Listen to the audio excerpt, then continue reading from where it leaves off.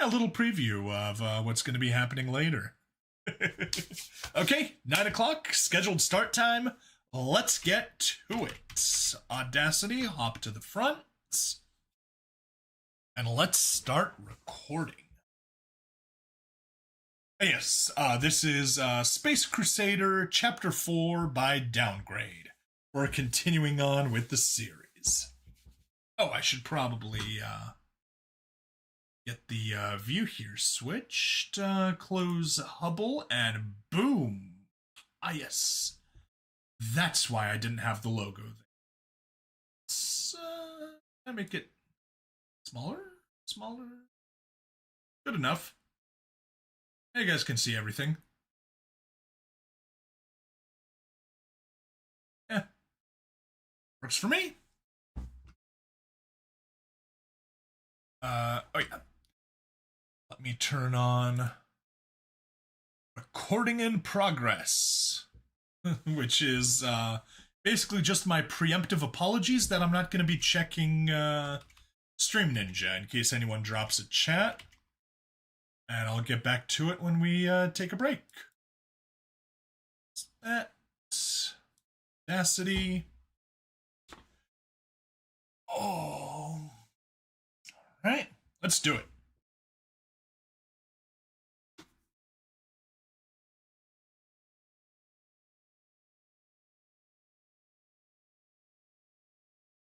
Lucan, Azael, and Gabel were standing in the cockpit of their rep... And already messed up. How nice.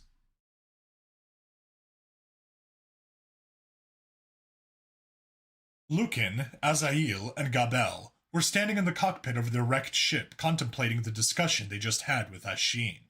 The assistant had told them of how their allies seemed to be suffering, or was at least saddened by something. He seemed to try to communicate that he needed to go somewhere, or take them to someplace. This was a tough situation as their group needed to stick by the rescue signal that was being sent off to their outpost on the nearby red planet, just to hop away from this blasted dirt sphere they were stuck on. Lucan argued at the time that they needed to keep its favor with them. After giving Ashin a communicator and some of the medical supplies they had, as well as a kinetic pistol, and after arguing with Azael for a bit, she was sent off with the primitive. He wasn't worried about losing her, since the communicator could be tracked. But a bigger problem arose. The rescue signal got answered by the Red Spot frontier base, but it wasn't just any communications worker from there, but instead Ogun Silver, the frontier leader for this sector. Lucan's eyes sunk in the back of his That is a skull, not skill. Save that.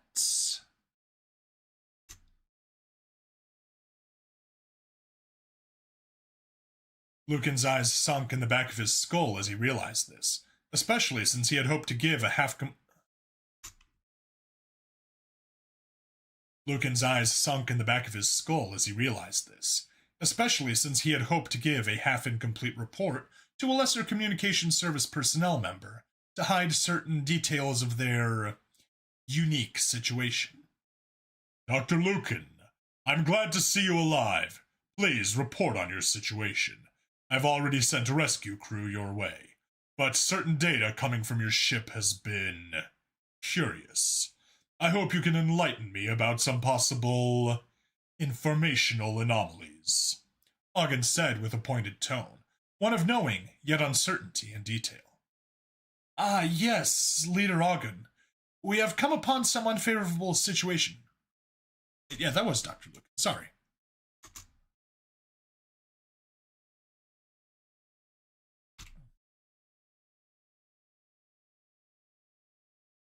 Ah, yes, Leader Ogun.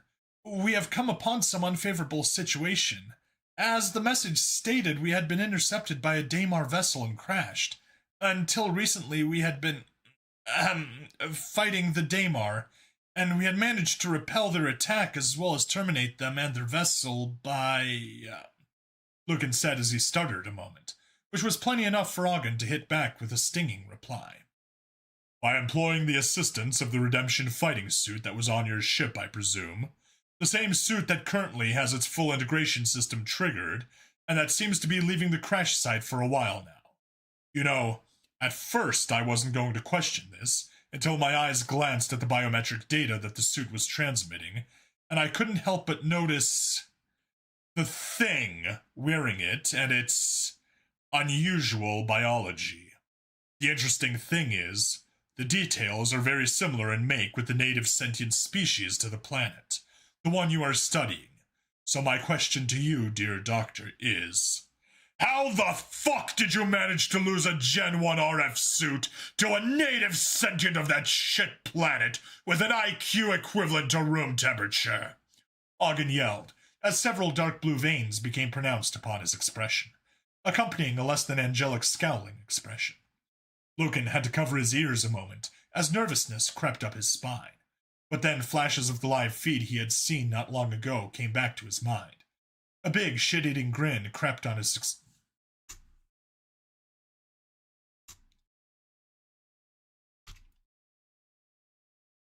A big shit-eating grin crept on his expression, as his golden eyes shined due to the memory bringing him a huge amount of twisted scientific joy.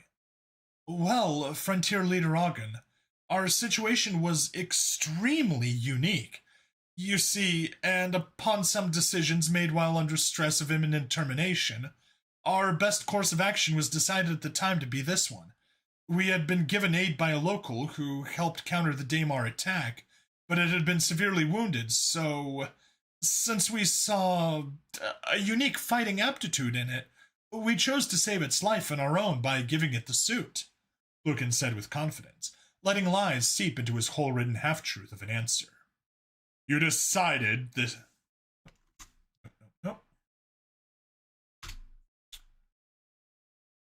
You decided this to be the best course of action, to fully integrate an untrained, barely sentient dolt with a piece of equipment pricier than some lower-grade ships? It might be outdated, but it is still a high-caliber piece of equipment that you, with no official authority, gave away, the Frontier Leader said as his eyes pulsed with a golden fury.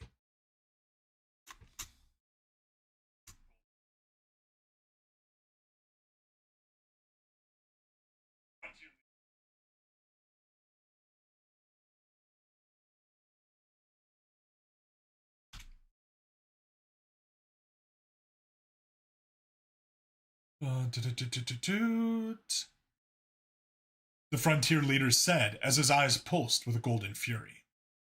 Sir, I believe it suits it well. I at least have been thoroughly humbled by the native pilot's expertise with the suit and its usage of the Gen 1's true potential. I certainly do not think you or anyone else under your command could use it even half as effectively as it did. So, I wonder if this untrained pilot with, how do you say, a room temperature IQ managed to use the suit as well as it did. What does that say about your sector's prowess and ability? Lucan said, as Ogden's eyes seemed to burn holes through the scientist. What did you just say, you soft-brained, impertinent datapad pusher? My soldiers are some of the finest in the Angalon Empire's fleet. I will have you... As Ogden took a breath of air in the middle of his head...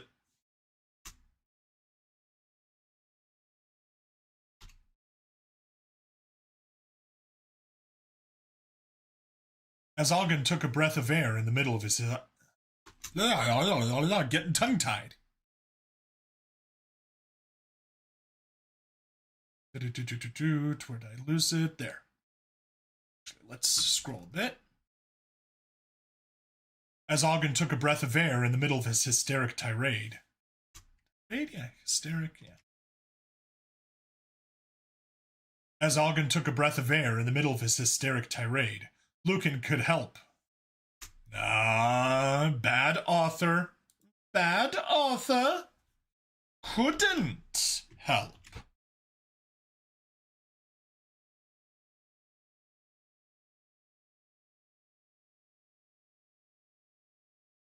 As Ogden took a breath of air. As Ogden took a breath of air in the middle of his hysteric tirade, Lucan couldn't help but smile wider. Care for a wager? He said calmly as he leaned against one of the cockpit's walls. What? The leader yelled angrily. We all know in a duel between the Gen 1 and Gen 2 suits, if the users are equally skilled, the Gen 2 will win.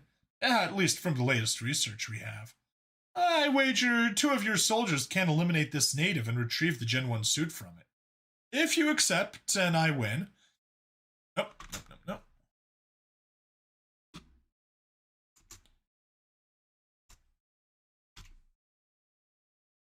If you accept and win, I will quit my post and exile myself from our empire. No trial needed, no loss for you, but to simply acknowledge your loss if your operatives are unsuccessful. What do you say, Ogden? Or are you perhaps scared of being shown as wrong and an utter incompetent fool? You dare to think me an incompetent fool! Saying what I would have responded if I had Ogden's anger issues, as opposed to what the text said. Let's try that again.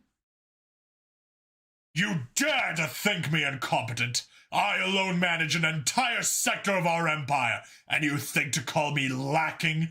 I will have 2 of my men run your dirt primate into the ground and retrieve that suit at the same time, while the rest retrieve you and your crew. I cannot wait to see your resignation paper, and you in a shuttle being shot off, Emperor knows where.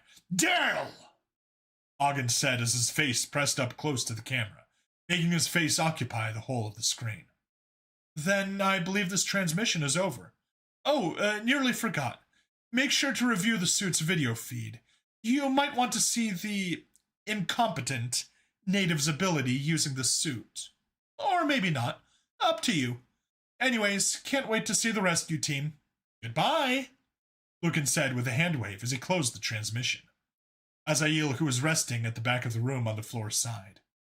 You think it can genuinely take on 2 Gen 2 suits in a fight with trained soldiers? The odds are good in my favor, honestly, Lucan replied most casually as he opened the suit's biometric data display and began looking over it.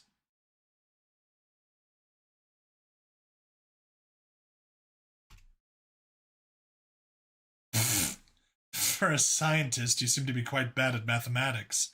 That suicidal Yep. For a scientist, you seem to be quite bad at mathematics. That suicidal dirt primitive will go headbutt their rail rifle shots with aggression and have its head blown apart, Azael said with a snort as she glanced over to him. That is exactly what I'm counting on, Lucan said rather chipper. What? How's that a good thing? Gabel said, tired from the corner of the room where he rested.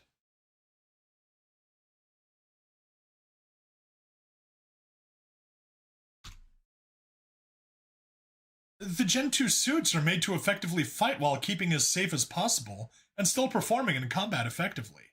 We have evolved to be careful fighters, keeping to strict parameters and strategies, minimizing any chance for death. But that is exactly what will kill them. The Gen 1 was made by us when we were still conquerors that didn't fear death. Based on what I saw, that is my theory. Question is, what exactly triggered this change in our history? Tangent discussion aside, imagine giving a highly effective weapon in aggressive combat to someone, too dumb or too uncaring to acknowledge or be bothered by death. It is the perfect pilot to use it.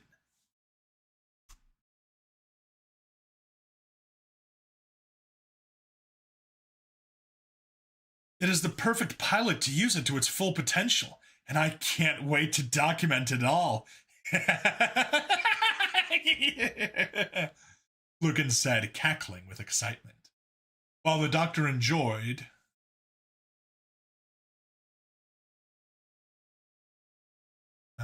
no comma there.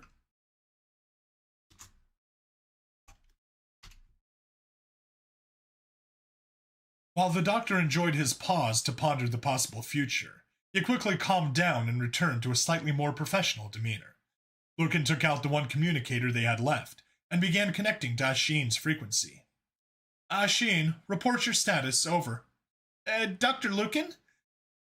No, she was squeakier. Yeah, Asheen is here. Yeah, we need to get here. Dr. Lucan? Things seem to be going well, I think. Our friend has fully retracted the suit and has led me to a beast of burden it's using for transport. Please note, but I think they seem to be able to bond with the animals they domesticate. As unable as we are to communicate, I managed to understand that it gave this quadruped creature a name, Stavelian. We passed by some other natives riding the same type of creature, and when I asked, pointing at their beasts, if they are Stavelians as well, it shook its head and called the designation.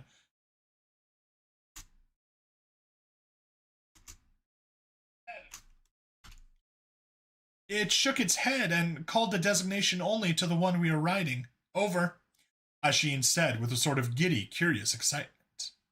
Oh, that is interesting. I will add it to our notes. Speaking off? No, speaking of.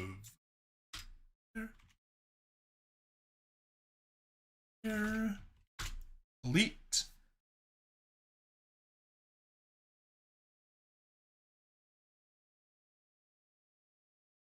Speaking of other natives, how are you managed to keep hidden from the others? We can't exactly have a lot of them see you, Lucan inquired as he realized this detail that wasn't worked out before his assistant's departure. Don't worry. Willem provided me with a piece of clothing made of...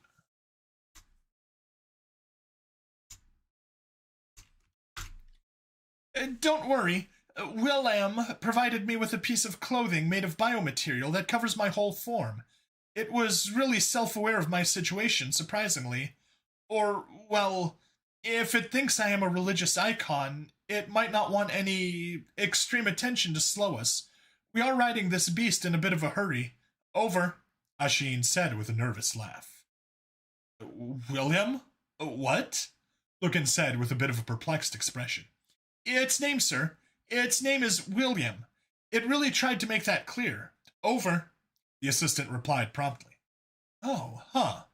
Rather odd name, but, who are we to judge? Lucan said with a chuckle. I will note that too. And I nearly forgot. Rescue team is on the way. Additionally, 2 agents might be coming to your location as well. Over. To our location? Why? Hey?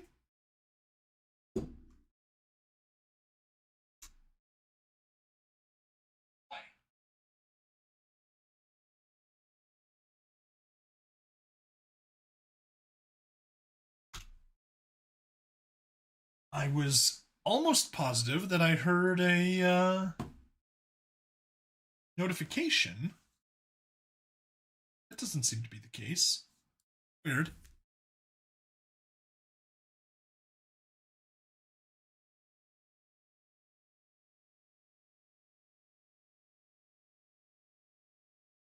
So,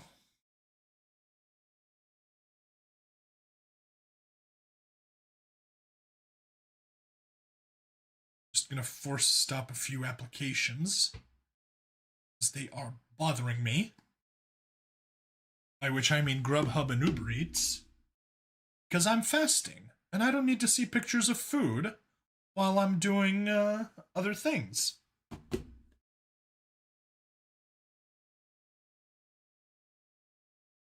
Did hear something. I was right.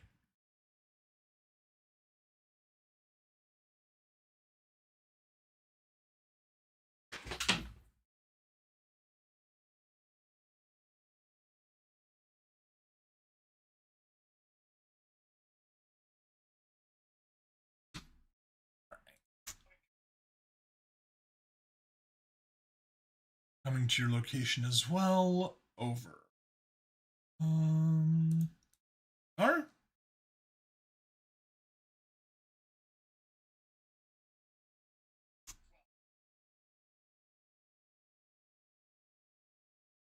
To our location? Why? The Angelon. The Angelan.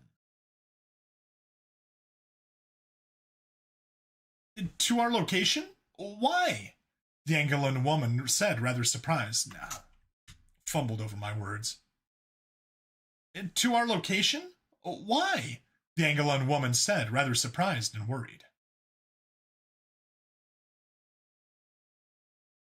And switch back to Lucan.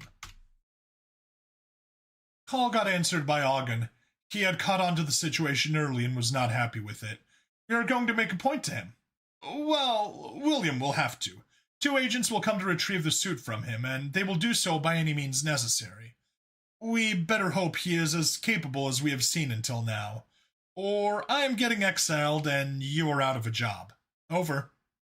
Oh! Oh! Oh! Oh, fucking great! Exactly what we needed. I will keep you updated on our situation. Out, Ashin said with a rather grim and resigned tone. Thank you. Thank you. Keep at it. Come on, select thank you. Why were you? Thank you. Keep at it and be quick. Over, Lucan said as he then sat down the communicator. The heat of battle was about to rise again soon, between 2 egos who wished to stomp the fire of one another through the use of their chosen champions. Wonder is, if the will of man, emboldened by belief, is enough to withstand the power of escalating odds. If God wills it, we'll see. Woo! There we go. Let's drop that into Space Crusader 04. Let's Space Crusader 04 dot whatever the Audacity extension is. Woo! Okay, primary goal, definitely keep recording more stuff because my roommate is out, so we will not be switching to editing. We will just go straight to recording.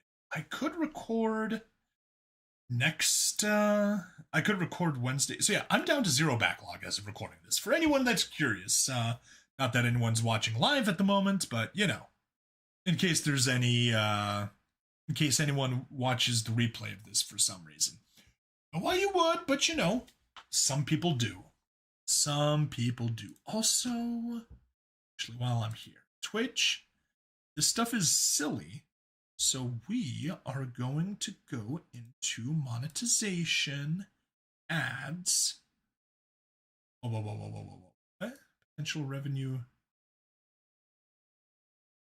Huh.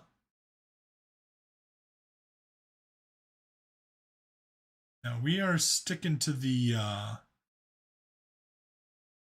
we're sticking to the 3 minutes per hour for normal stuff, but for this silly thing, we are going at maximum. We're going 3-minute ad break every 8 minutes, just for the maximum hilarity. Let's go back to Stream Manager.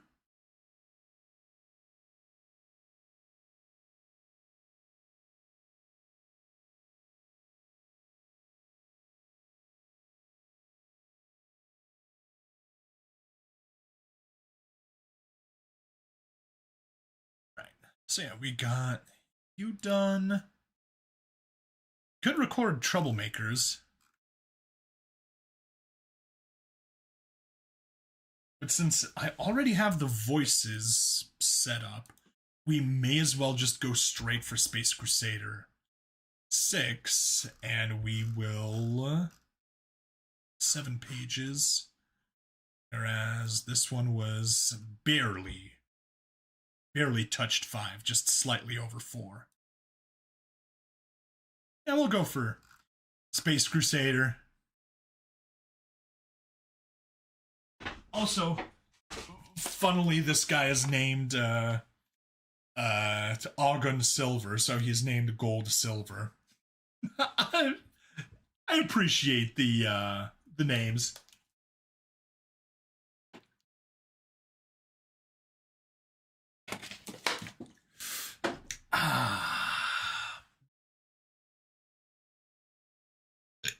Excuse me. So let's get a new Audacity window. May as well save it now. Space Crusader 05, Space Crusader 05.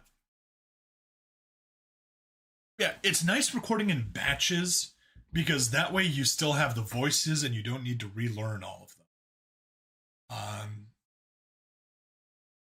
It's really kind of annoying when you're running on no backlog and you need to keep switching every single time. So yeah, we'll just go forward here. Let's go.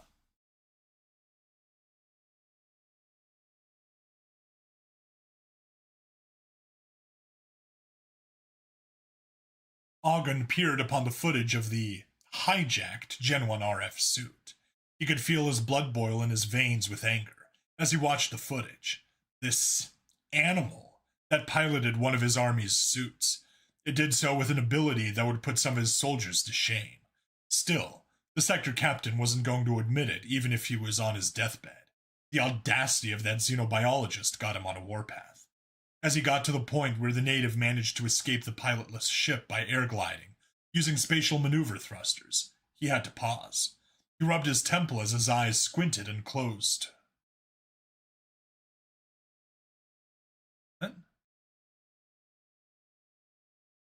He rubbed his temples as his eyes squinted and closed forced eventually?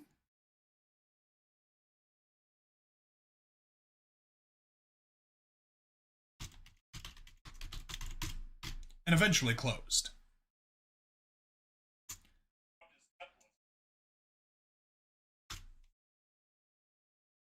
He rubbed his temple as his eyes squinted and eventually closed.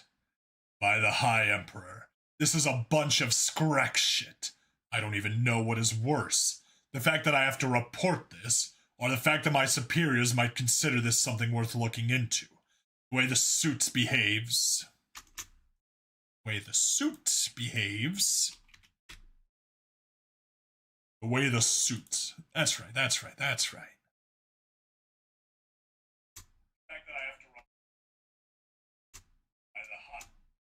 There we go. I was losing the voice there for some reason. By the High Emperor, this is a bunch of scrack shit. I don't even know what is worse. The fact that I have to report this, or the fact that my superiors might consider this something worth looking into. The way the suit behaves and its abilities to... By the High Emperor. By the High Emperor. This is a bunch of scrack shit. I don't even know what is worse. The fact that I have to report this, or the fact that my superiors might consider this something worth looking into. The way the suit behaves and its ability to change with his need to fight without an apparent exact input. This is similar to the older records of the Gen 1 suit. I wish I had taken a better look at those before they got classified higher. Ogden thought as he leaned back in his command chair. Back on Mars, where his main base for the sector stood. His golden eyes, the left one having a scar going near the hairless arch of his brow, laid upon the two dots that represented his soldiers that he had sent to recover the suit.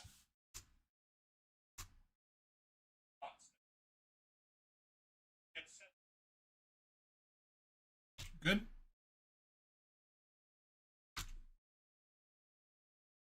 That he had sent to recover the suit. There.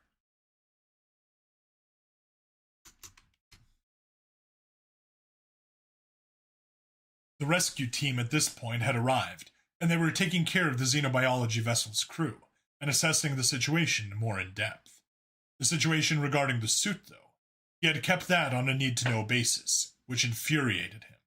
He himself was in a position where he didn't know why this was required, but failing to do so was basis for a lot of legal trouble.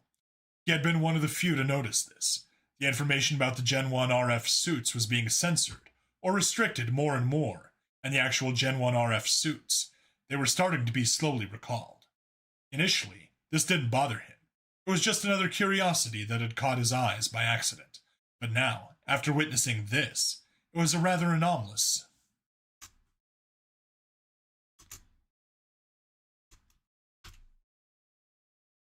Initially, this didn't bother him. It was just another curiosity that had caught his eyes by accident. But now, after witnessing this, it was a rather... Oh, come on, there is no A there. Stop pronouncing an A. Initially, this didn't bother him. It was just another curiosity that had caught his eyes by accident. But now, after witnessing this, it was rather anomalous and sudden. Why recall them? Especially when the Gen 2 RF suits are still not enough in number for our whole Empire's fleets. Uh, are they even the same type of suits? What?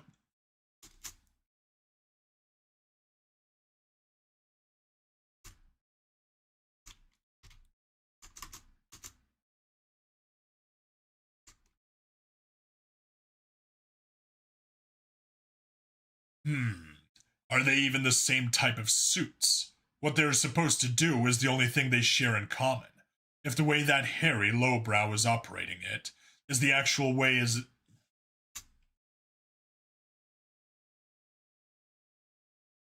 are they even the same type of suits?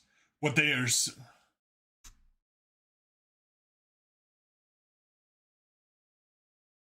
are they even the same type of suits? What they're supposed to do is the only thing they share in common.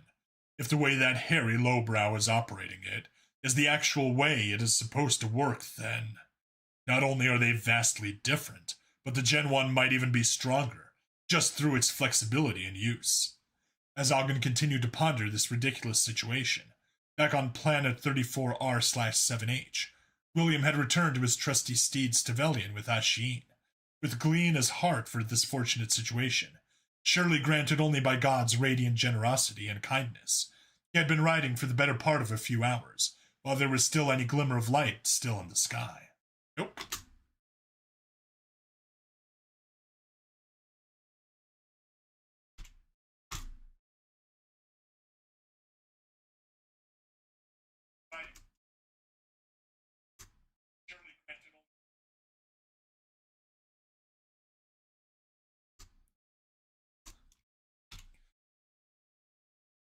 With glee in his heart for this fortunate situation, surely granted only by God's radiant generosity and kindness, he had been riding for the better part of a few hours, while there was still any glimmer of light in the sky.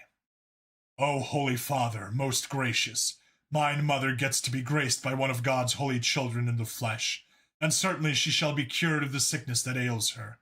How fortunate I am! I knew that our prayers were not in vain, that there truly is a God who aids his loyal believers and grants them succor in the hour of need. Ah, how my heart strings at the thought of how many I heard, who doubted his power and existence. It stings even more at the few times I nearly fell prey to that sin, denying God's existence. How foolish. Glad I am.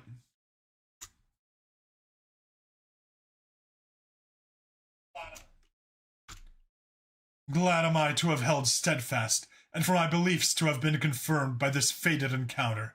His aid cometh with devotion. That is what they don't understand.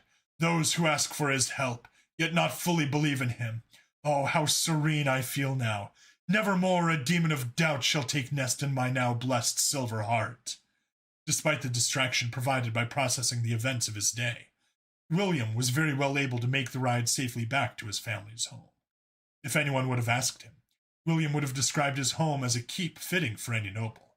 Yet if they witnessed it themselves, they would have realized how the rosy glasses of childhood nostalgia had been clouding the man's sight. Although it wasn't a forgotten ruin of a building,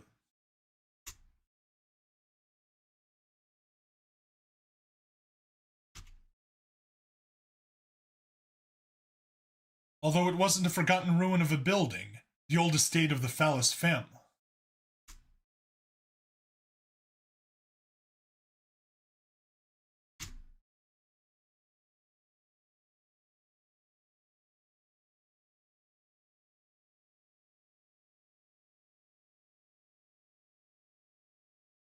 Although it wasn't a forgotten ruin of a building, the old estate of the Phallus family could be described as a keep if one was to be generous. Although it wasn't a forgotten ruin of a building, the old estate of the Phallus family could be described as a keep, if one was to be generous akin to God himself. The main building was indeed made of stone, and it had another 2 floors above the ground one. To the side of it a tower was attached, just about a floor and a half taller than the building itself. Half covered by a relentless ivy, the black wall of the building was thicker and exposed to a sheer cliffside with a good 50-foot drop, with just a lip of a natural stone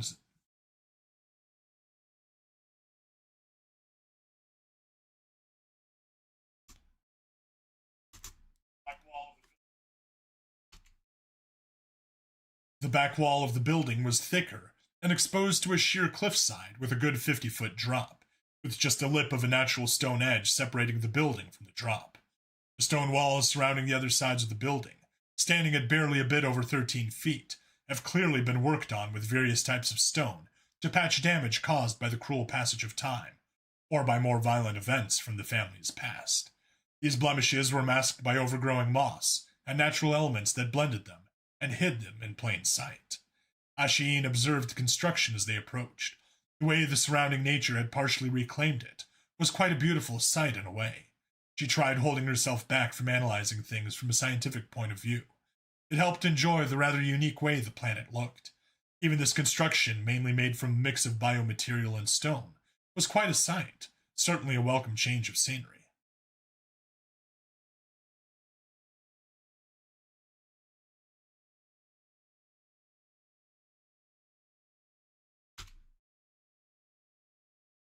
It's people have so many various architectural styles based on the regions they live in. You can see similarities at the base of it all, but so much of their structure's appearance is dictated by their surrounding materials. Marvelous. If they had enough time, they might reach us eventually. We do seem to have similar construction methods compared to our ancestors. Well, if we go by illustrations at least. Don't think our people preserved any physical sites of our ancestors' constructions, Asheen thought as they had arrived close to what looked like a gate to the exterior walls. Halt! Who has come at the doors of the Phallus estate? State thy name, where you hail from, and purpose! A voice spoke from behind the gates, the sound coming mainly from a slit in the door itself. The voice was rough on the ears, dry with a certain roughness only brought by age. All right, let's, not use that as the voice. Alt, who goes there? That's going to be a better one. Alt. Alt.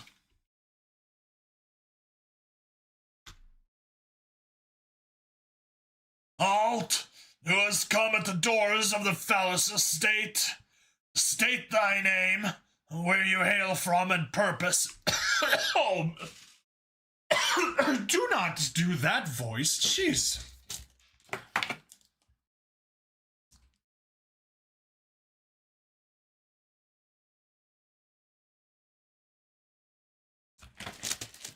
I mean, I'm not going to go for my typical old voice. That's not the kind of old man that is here. Man, rough on the ears, dry, with a certain roughness only brought by age. Halt. Halt. There, that's better. Okay, there we are. There we are. Halt, who has come at the door of the Phallus estate? State thy name, where you hail from, and purpose. A voice spoke from behind the gates, the sound coming mainly from a slit in the door itself. The voice was rough on the ears, dry, and with a certain roughness only brought by age. Uncle Redrick, 'tis I, William. I have arrived as God wills it, safe and unharmed. Open the gate, for I wish to see you and my family. It has been too long. William stated loudly and cheerfully, clearly knowing the voice. Quickly the slit closed, and one of the...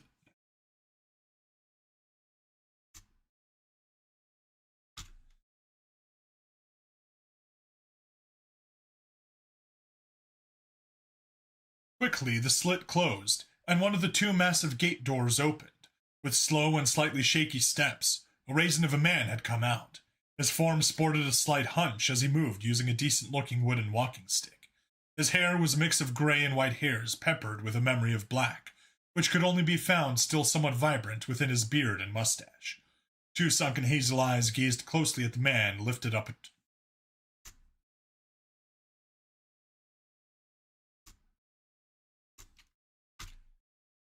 Two sunken hazel eyes gazed closely as the man lifted up a torch, widening after a few moments of peering at William. Our young master. Our young master. Ah, our young master has returned.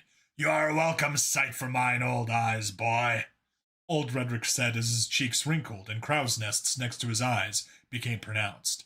A smile hidden by his beard was shining through his expression. He is well, uncle, but I do not come alone. Besides news from the siege I aided in, I have also brought us a most unexpected guest.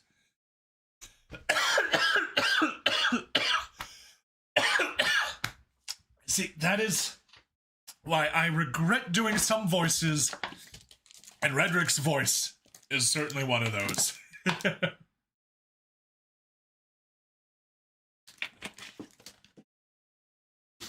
Oh. All right. Oh. Oh. Oh. Oh.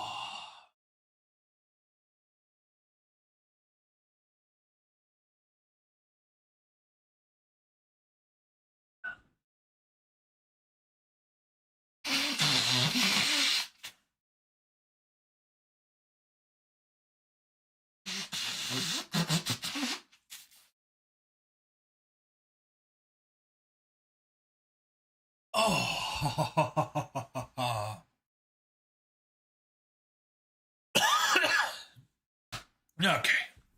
I'm going to take a quick break from recording. Turn on Hubble. There. It's my little privacy field. Oh.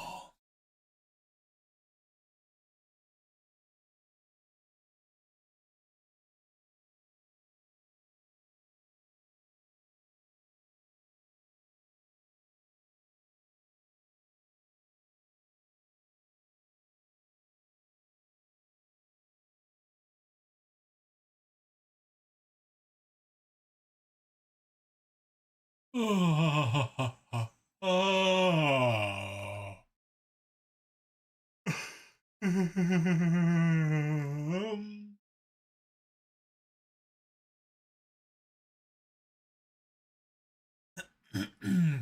South Dakota Department of Propaganda. If you're standing here, you might get shot. How? The orangutans have a gun in their exhibit. Why? Honey.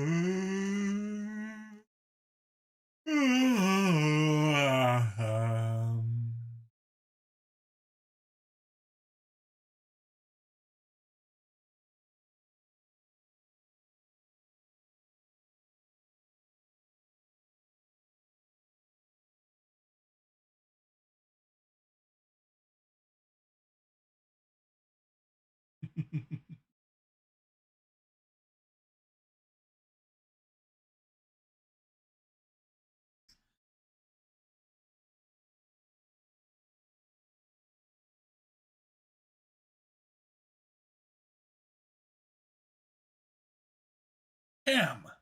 Non-stick cooking spray. Butter. Non-spray cooking stick. Mace. Non-cooking spray stick. WD-40. Non-cooking non-stick spray. Gorilla Glue. Non-cooking stick spray. A bunch of utensils. Wooden utensils like spatulas, big spoons, those things. Cooking sticks. Bunch of spaghetti in a pot. Sticks cooking. A stick. Stick. Flamethrower. Cooking spray. Campfire. Flame cooking sticks. Grill. Cooking.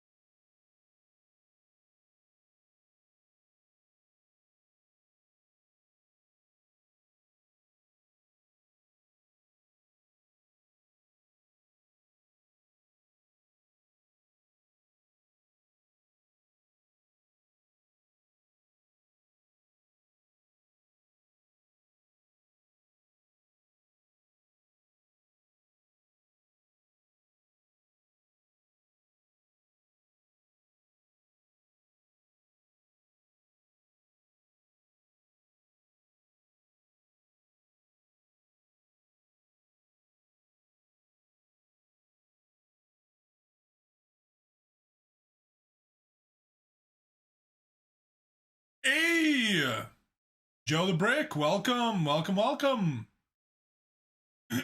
I am just giving my voice a quick rest, and then we'll be back to recording some more stories. Yeah, anyway, how you doing, Joe? No Lego content this time. Hello. Alrighty. Yep. If listening to me record science fiction stories interests you, I'd love to have you hang out. If not, I'd totally understand. I know you, just from the name Joe the Brick, I'm 90% sure that you were on the, Lego Darth Vader stream. Yeah. Tend to listen to HFY every now and then. Awesome! Awesome, awesome. And yeah, hang out, like I said, just about another minute or so to rest my voice, and we'll be back to recording this. We are recording Space... Oh, you didn't? Okay, never mind. I just saw Joe the Brick, and I assumed you were there for the Lego stream. I did that as my 1K subscriber celebration. It's actually the most recent one I had back in December of last year. Yeah, I had a bunch of people come by. It was a lot of fun. It sounds like the Lego community is super awesome on YouTube and on Twitch. Didn't see you until recent anyway. Oh, cool. Awesome. Awesome, awesome, awesome.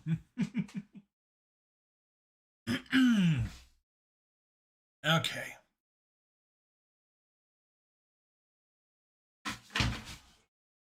Let me grab a scoop full of electrolytes, and then we'll get going. That'll probably help with the throat a little.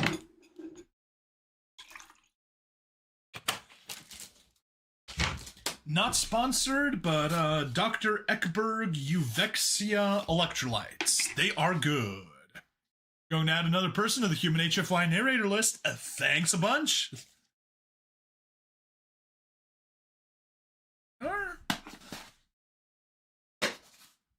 That's like 3. Let me recommend my buddy, the Casual Death Worlders. He is also another human voice narrator. He's pretty good. I enjoy listening to him at times. And by the other 2, aside from me, I assume you mean a net narrator and aggro squirrel.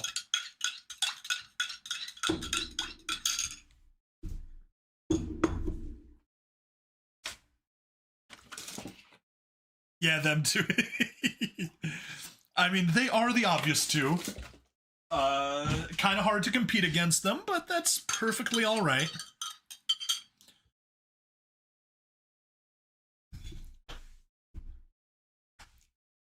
I will admit some of my favorite comments that I get, the Giants of HFY. Exactly. They're the Giants. Much respect to them. They do a good job. I listen to Net Narrator a bunch, but honestly, I don't enjoy his voice anymore. It was interesting at first, but it's gotten a bit annoying for me. Aggro Squirrel's great.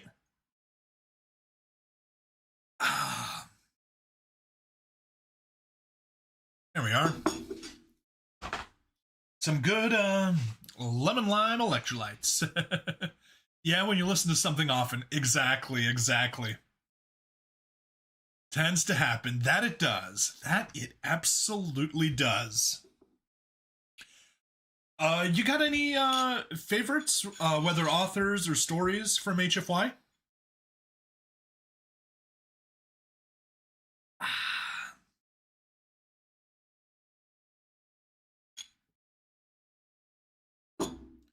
I know, hard to pick when there's so many.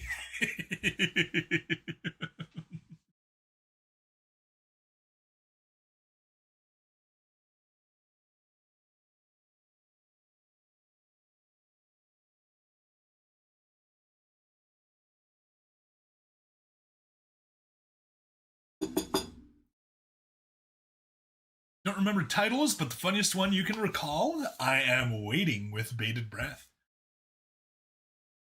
I will mention one of my favorite authors, especially most recently, is Farm Witch, also known as Valtiel. Very good stuff, and especially the whole Fantasy Maiden series. Ooh, it is very silly fun, enjoyable fun. Was one listing a bunch of rules for some space college that were added because of human tomfoolery? Yes, yes. I remember that one. It is amazing. All right. Authors list. Like to request.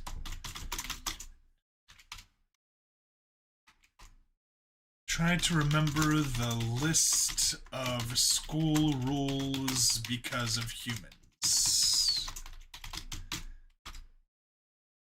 The rules were absolutely random. Okay, okay. I am just going to go to Reddit right now.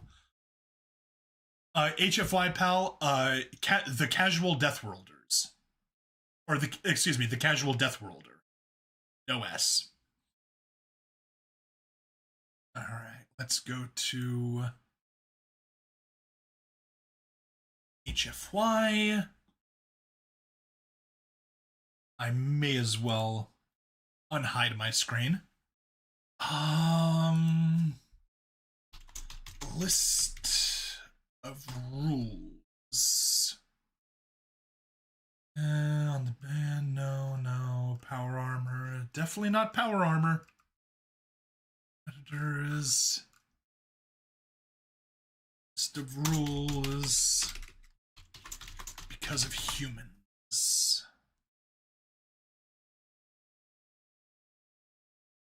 Can we do sort by relevance? It's definitely not power armor. Reddit, you can stop telling me to do power armor. Yeah, if you can find it, awesome. I remember reading that. That was so fun. Oh, and obviously, Blue Fish Cake Sexy Steampunk Babes is amazing. I did not like. I could never get into the sexy space babes. It just never clicked with me. Sexy Sect Babes was amazing. I loved that. And then Sexy Steampunk Babes is even better. Absolutely loving that stuff. Logistics, job for a Death Worlder. Man, those damn human players. That one looks silly. And a decent amount of votes, so I'll take a peek at that. Lots of babes. Oh, lots and lots of babes. Sexy space babes. Hey, sexy sect babes. Speak of the devil. Sapiens, job for Death Worlder, Princess and Human, First Contact. Brittany Goes to School. That was a fun one. Never did finish reading it, but yeah, got pretty far along. Jennifer. Jennifer's not an eldritch horror.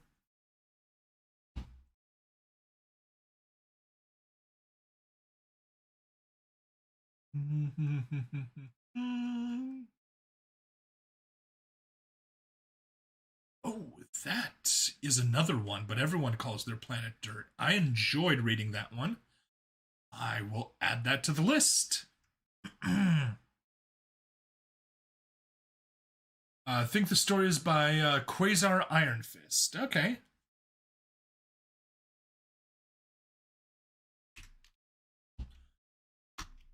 Um,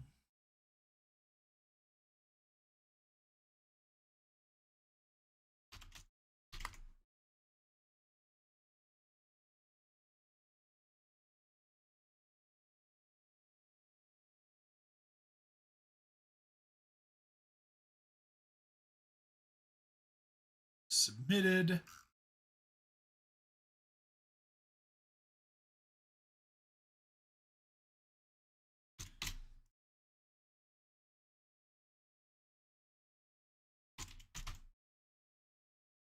Yes.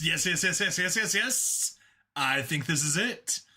A brief, further, again, once more, update to the university rules. uh... It is an entire series. Yes.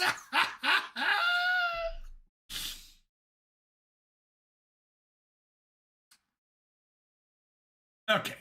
Amount of times they had to update it, apparently. All right, it is going onto the list. I am obviously not going to do that. I only do stuff with permission, so it'll have to wait for me to send him a message and ask to do that. Yes.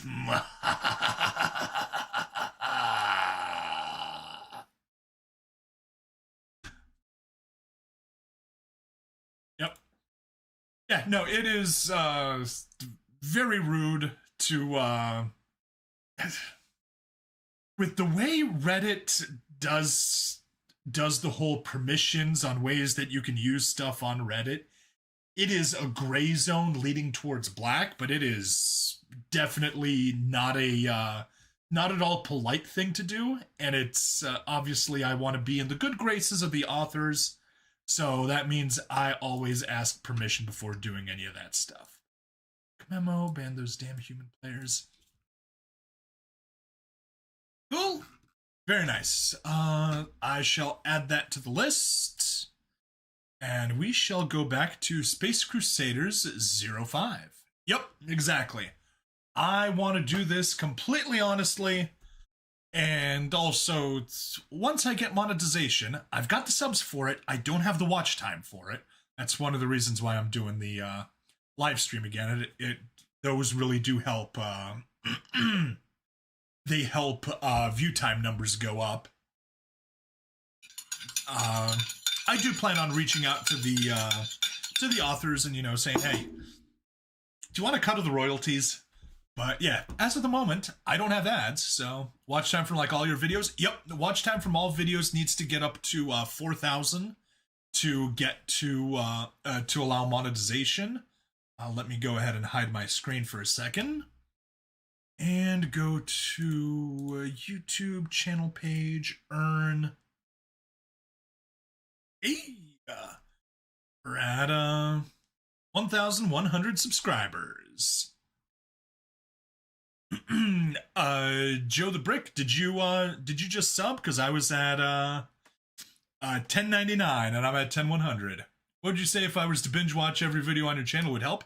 It would help very, very much.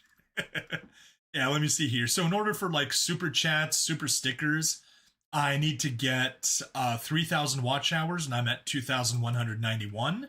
And for full monetization, which means ads and stuff like that, then I need to have 4,000 watch hours. So yeah, that's the deal.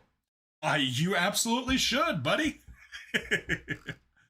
Okay, well, enough of that. Twitch, what are the notifications here? Why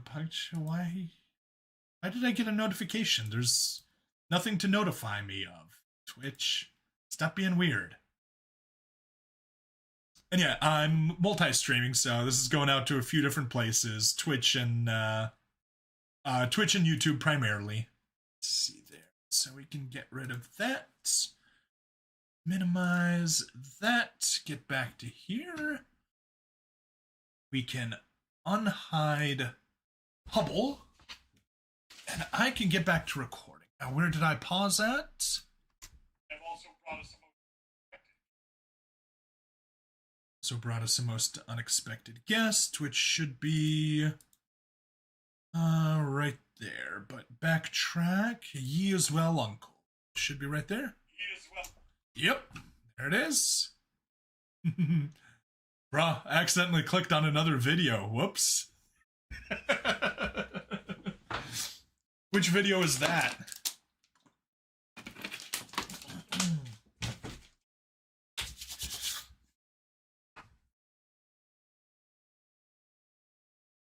So here, delete. I have no idea, didn't read the title. Okay, whatever. It just said Valve.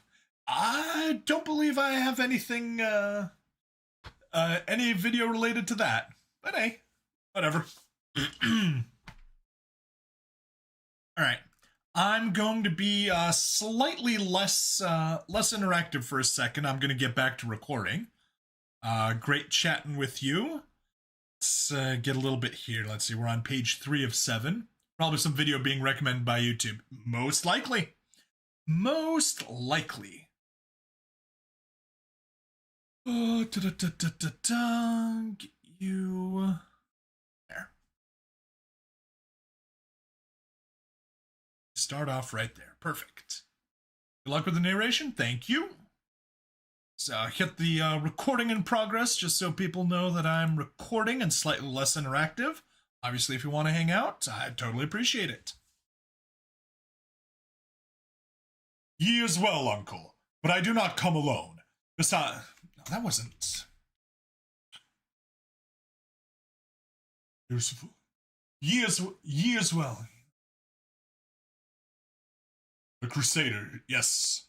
William's voice is right here. There we are. Ye as well, uncle, but I do not come alone. I don't know. I'm doing too much of the nasal. Ye as well, uncle. Ye as well. Because Silver, Ogren Silver is right here. And William is right here. There we are. That is William's. That is... No.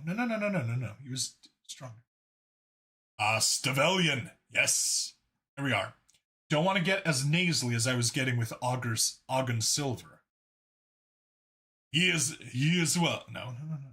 He is well, uncle. Yes, he is well, uncle, but I do not come alone. There we are. Also, let me get Stream Ninja up so I can still see you. Ye is well, uncle, but I do not come alone.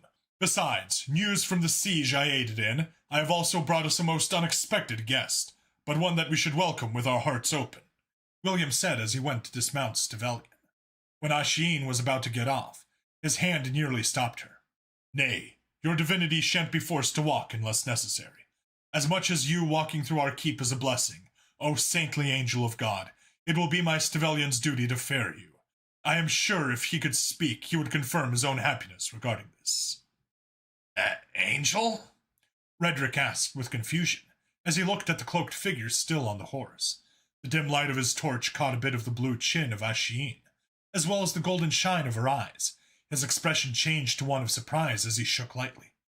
My God! William, is this truth? How? The old man said, as he tried to... I chose a bad voice for Redrick, and it's destroying my throat, and that's why I had to pause earlier. The old man said as he tried holding himself back from collapsing to his knees in surprise. Uncle. Rip voice, yes. Rip voice, absolutely.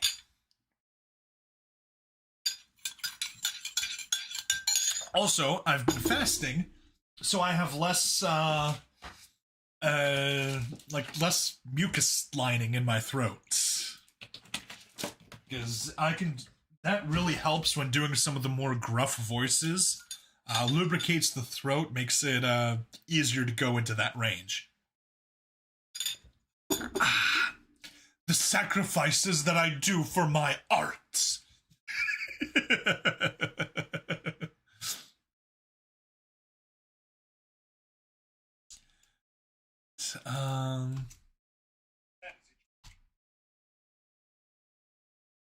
Said as he tried.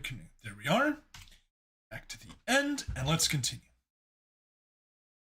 Uncle, many things have happened on mine way home, but God's fortune smiled upon me as his servant, and his benevolence. Uncle, many things have happened on mine way home, but God's fortune smiled upon me as his servant, and his benevolence allowed one of his angels to come and aid us. 'Tis the boon I asked for. God answered our prayers, truly so, William said with his eyes focused on the old man, resting a tender hand on his shoulder. At this point, Redrick looked at William and saw the life that pulsed in his eyes and the sheer joy that the young master was radiating. He had known him for as long as he was alive. Although William always called him uncle, he was but one of the oldest servants of his father, and a close friend from since they were Since friend. No, from.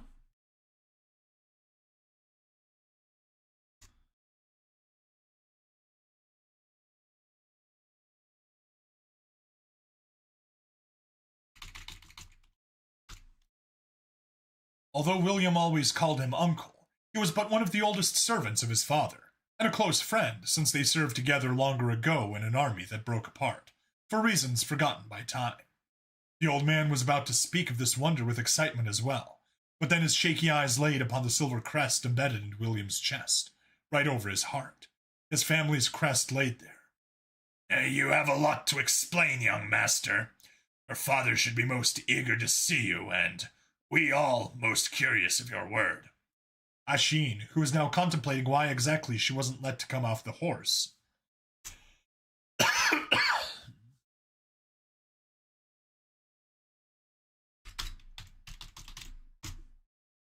Change that to a loud.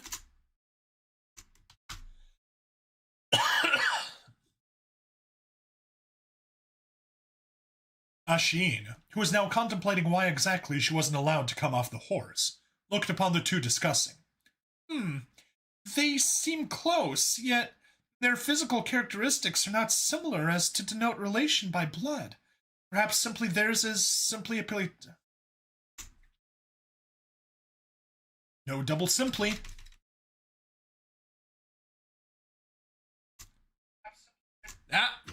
Spammer. Kill the spammer, kill the spammer, kill the spammer, do. Let's turn on Hubble for a second while I go to Twitch. And bam the spammer. Bam. There we go.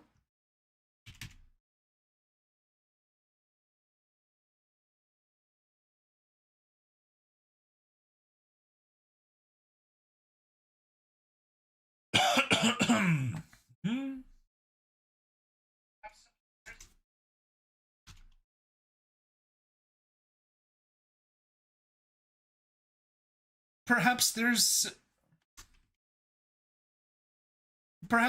is simply a platonic relationship? Adopted offspring? Friendship? Wonder how their age difference affects that.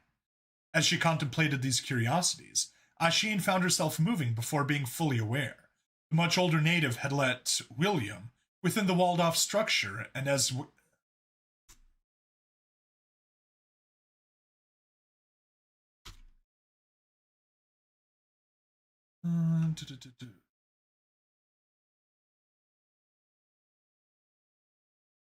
The much older native had let William within the walled-off structure, and as he walked, he guided the horse inside.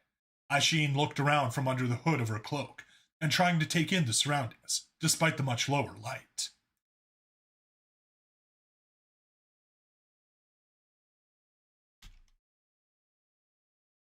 Quite a few people work here, or serve, rather said. Wonder what exactly the social structure is for this place. Oh, damn it, doing it again. Well, gotta report to Lucan. Let's see. Asheen took a moment to compose herself, so her mind wouldn't wander much more, as she then took out the communicator and very gingerly palmed the device towards her mouth. Dr. Lucan, we have arrived at the place he wanted to bring me. He seems familiar with the others, possibly closely related. Might be a personal abode of sorts? Small structure with a single tower and a rather modest perimeter wall. What is the situation with the soldiers sent by Ogden? Have they departed towards our location? Over. Asheen, we are currently being tended to by the rescue team. 2 of their agents have already left to come rescue you and to retrieve the suit. Based on their speed of travel and the fact they can track William by the suit's signal, they should reach you in a relatively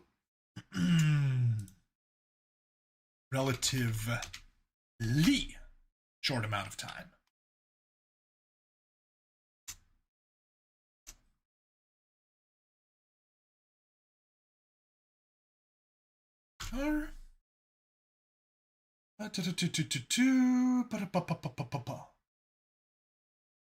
Based on their speed of travel, and the fact they can track William by the suit's signal, they should reach you in a relatively short amount of time. Whatever its business is there, you better make it quick and leave, or the soldiers might catch natives in their crossfire. Over. Lucan answered, quick and snappy, sounding rather annoyed at the speed of their rescuers to act. Understood. I will see what I can do.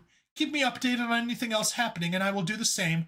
Over and out, Asheen whispered, as she put her communicator away. As her eyes lifted from her downwards gaze, she locked eyes for a brief moment with Redrick, who walked beside the horse, at a decent distance, and simply gazed at her. The xenobiologist recognized the thinking eyes as those brimming with awe, curiosity, and wonder. Huh. It looks at me like we look upon them. If they weren't primitive, we'd basically be on par. Wonder. How would this species do if we tried to ask for a permit to try and elevate them? Maybe our friend will be a good first try out. Well, if it managed to survive the incoming attack. Shit. I still have to figure out a way to inform it of that. If only we could understand one another.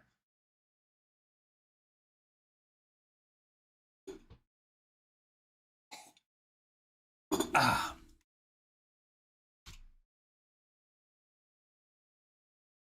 Asheen tried thinking through a plan, a way to communicate with William, but Lucan hadn't managed to confirm which language from the thousands of them they studied it might be.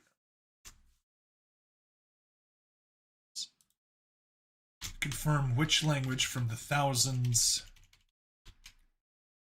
they studied it might be.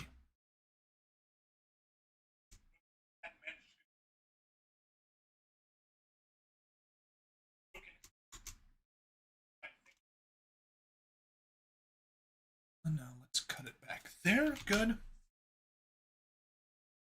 Asheen tried thinking through a plan, a way to communicate with William, but Lucan hadn't managed to confirm which language from the thousands they studied it might be. Suddenly, though, a spark of possibility manifested in the studious assistant's mind.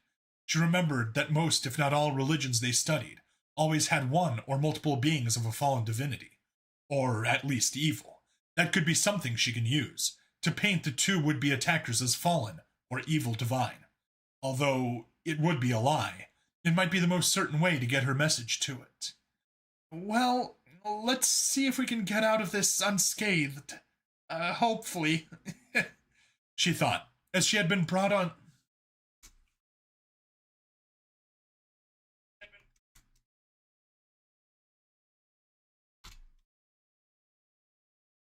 She thought, as she had been brought to some sort of holding building for the burden animal she rode on. After giving its head a few gentle touches, Asheen, with William's help, got off, and she was then being guided deeper within the depths of the stone.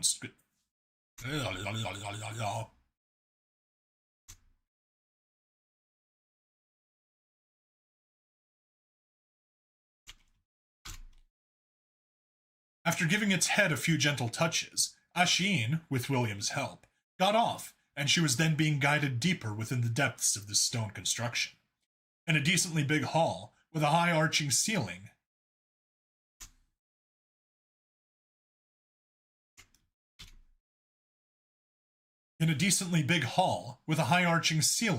and with a rather long table off to the side, aligned with benches on the opposite sides along it, stood a big throne of iron, laid with silks and cushions. Upon it sat an older man, with a long beard as grey as Redrick's, dressed in a gown.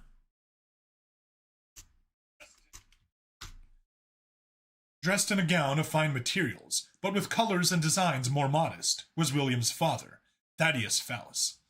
Ah, William. I don't know, that's getting too close to Roderick. Ah, William. There, that's where we want it. William. Too far. That was too old, man. I don't voice him as that old of a man. Ah, William. There, that's where we want it. Just gently raspy, but not too far. William, you have returned. This brings such ease to my soul, my son, the old man said as he grasped a walking stick.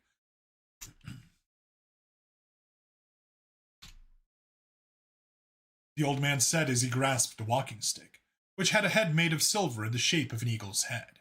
He stood up with the dull popping of old joints and began making his way towards William. Asheen watched as her native ally approached the elderly figure, and the two then embraced. Ah,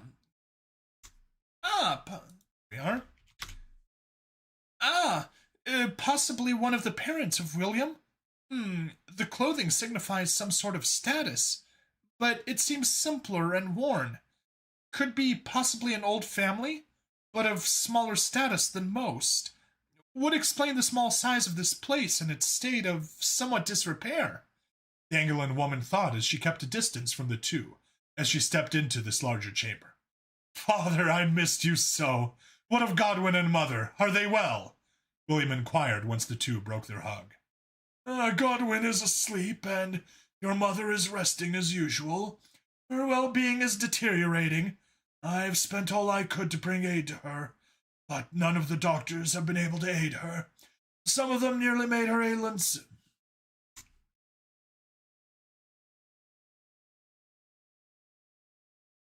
Some of them nearly made her ailments worse, and I had to remove them before any ignorant fury, brought by the sorrow of her state, made me want them killed, Thaddeus said, as he grasped his staff tightly, his bony hand shaking around the silver eagle head.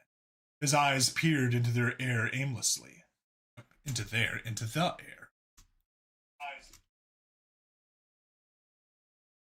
His eyes peered into the air aimlessly, until they suddenly refocused on William's chest, noticing the tear in his shirt and leather armor. The old man looked upon the silver sigil on his chest, depicting their house's crest. All of a sudden, as if woken to proper awareness, Thaddeus also noticed the cloaked figure standing back, much taller than any person had any right to be. Son? Had something happened? What is this upon your breast? And who is that you have brought with you? There is much to explain, but have faith all will be well, for God has answered our prayers. Uncle Redrick, father, please sit, William said with a serious tone. After guiding Asheen to a seat at the end of the table, where a chair dedicated for higher status guests stood, he then kneeled beside her and bowed his head in a prayer.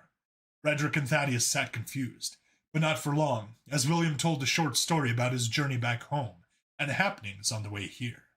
The young knight's story of the siege he partook in.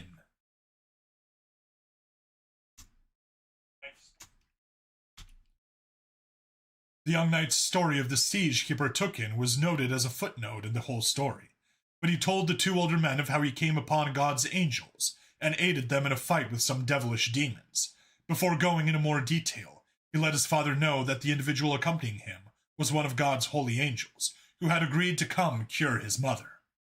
Thaddeus, hearing this, before awe and shock could settle in his old bones, had asked for the story to be paused, and for them to escort the angel to Isabella's quarters, which was agreed to be done hastily.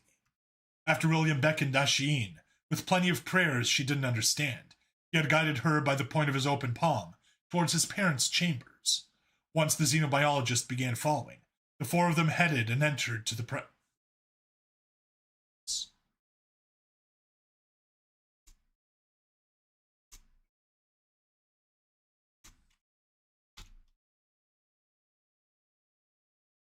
Once the xenobiologist began following, the four of them headed and entered the private room to an older woman, laying asleep in a bed for two, but large enough to fit three. The mother of William laid there, face pale, sickly, and sweat dripping off her wrinkled brow, looking thinner than she was before he left.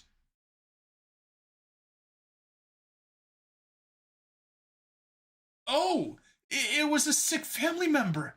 It wanted me to cure someone. Oh, no. If I don't manage this, we are screwed. We'll blow our cover and might even be hostile towards me.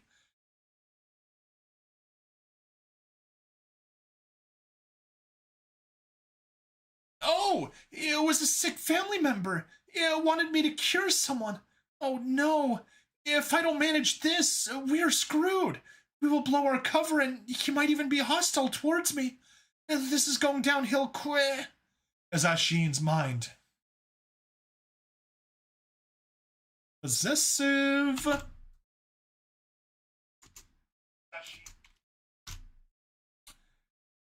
As Asheen's mind began to spiral into a panic at the situation, she turned to see the three men kneeling.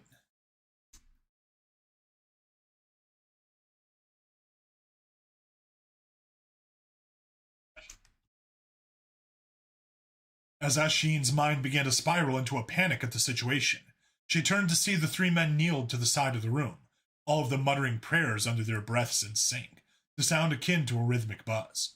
Her golden eyes widened at the sight of them, their expression, their eyes closed yet relaxed. They have faith that I can do this. I am here worrying about our cover being blown, and these three, all they care for is for this elderly one to be helped. Fuck! At this point, I wonder if my logic as a woman.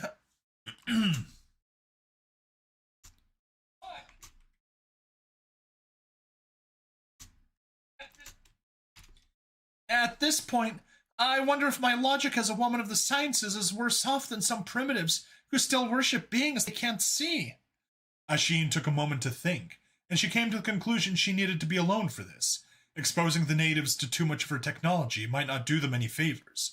She headed to the chamber's door, and after opening it and waiting by it with an outstretched arm, the three men got the clue quickly, and with many words that sounded thankful and kind, they left the room, closing the door.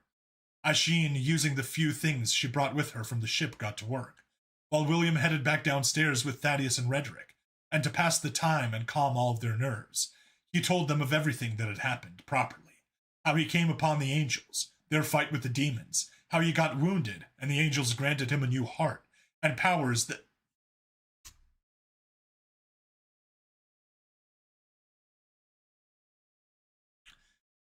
How he came upon the angels, their fight with the demons, how he got wounded, and the angels granted him a new heart and powers, and then how he hunted down the demons to the last, and crippled their flying dragon. Woo! There we go. That is one more story recorded. That means I've got got the recording for Monday and got the recording for Monday of next week. Still don't have anything for Wednesday and Thursday. Ooh. Oh. Ah. Ooh.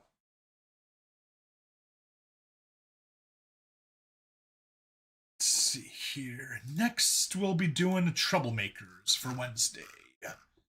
3 pages and some change.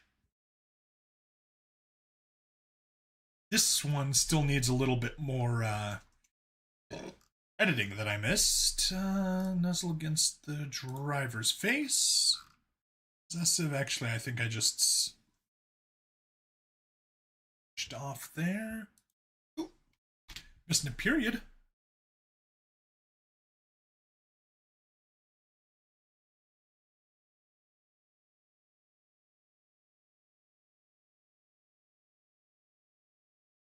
Yeah. And the rest, I guess we can just find live. Or not. Oh, epic. Oh, yeah. Space Crusaders is a fun one. Really enjoyed it. Bunch of space aliens that look like angels and like demons. Random medieval knight comes by, beats the shit out of one of the demons. Gets his heart shot out by one of the demon aliens, and then gets integrated into a nanomachine suit that replaces his heart, and he gets to use the suit to kill the other 3 demons and destroy their ship. Yeah, fun stuff. Yeah. Oh. And of course, the names are great. The demon aliens are named Daymar. The angels are the Angelons. One of the aliens is, or one of the angel aliens is Gabel, almost Gabriel. Daymar? Yep, Daymar. Another one is Lucan, so almost Luke. Asheen, Azael is almost Azael. Is there an angel Azael? I'm sure there's an angel something like Azael. But yeah, lots of opportunities for confusion. Oh.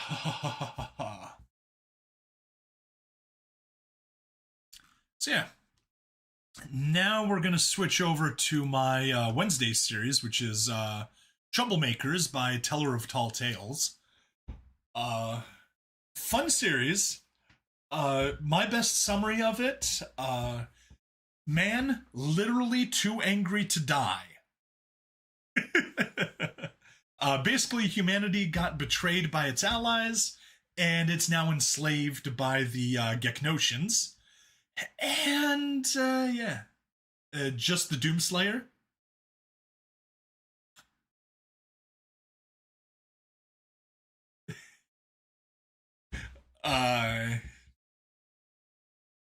What was his name? I had 2 weeks of backlog. Drake.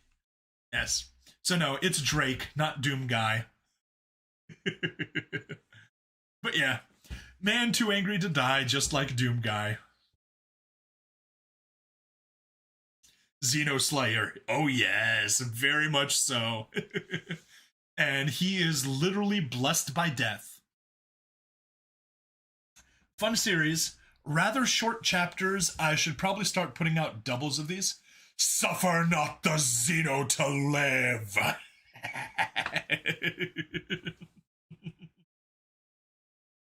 Oh. Although, I do need to give a shout out to Lord of the Rings for J.R.R. Tolkien just using suffer in an amazing way.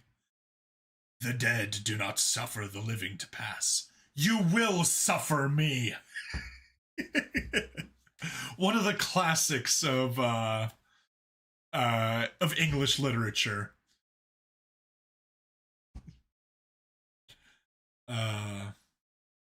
Also, I saw that on a language Substack, not Substack, Stack Exchange. Someone was asking, the correct usage of suffer and what the meaning was, and they provided that situation, basically that line. And the comment was like, yeah, nobody uses that in modern English. In fact, I can tell you that came from the Lord of the Rings because it's that unique.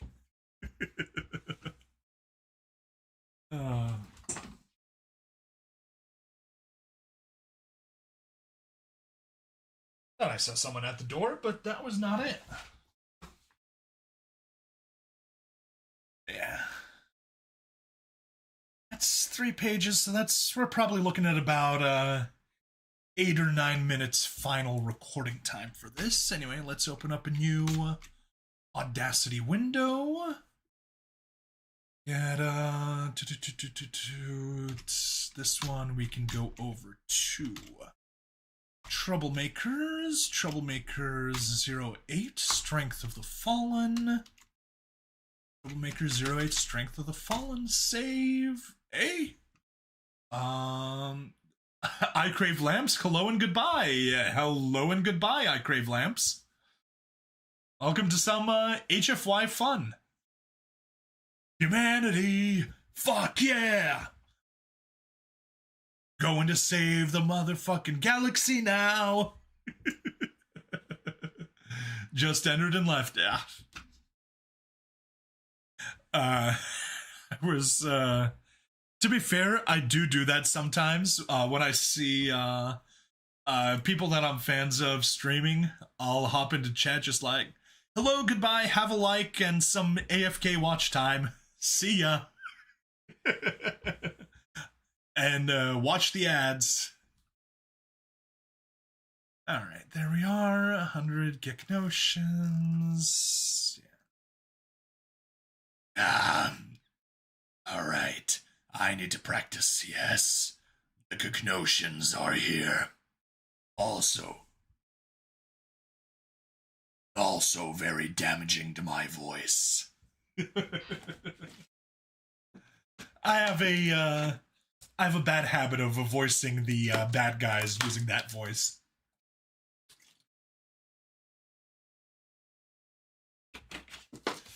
I did it for my for Project Orion. They all had various types of gravelly voices.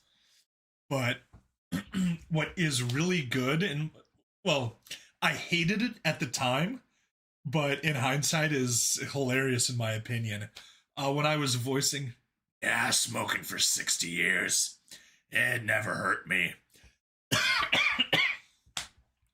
Ah, they say smoking's bad for you, but it doesn't affect me.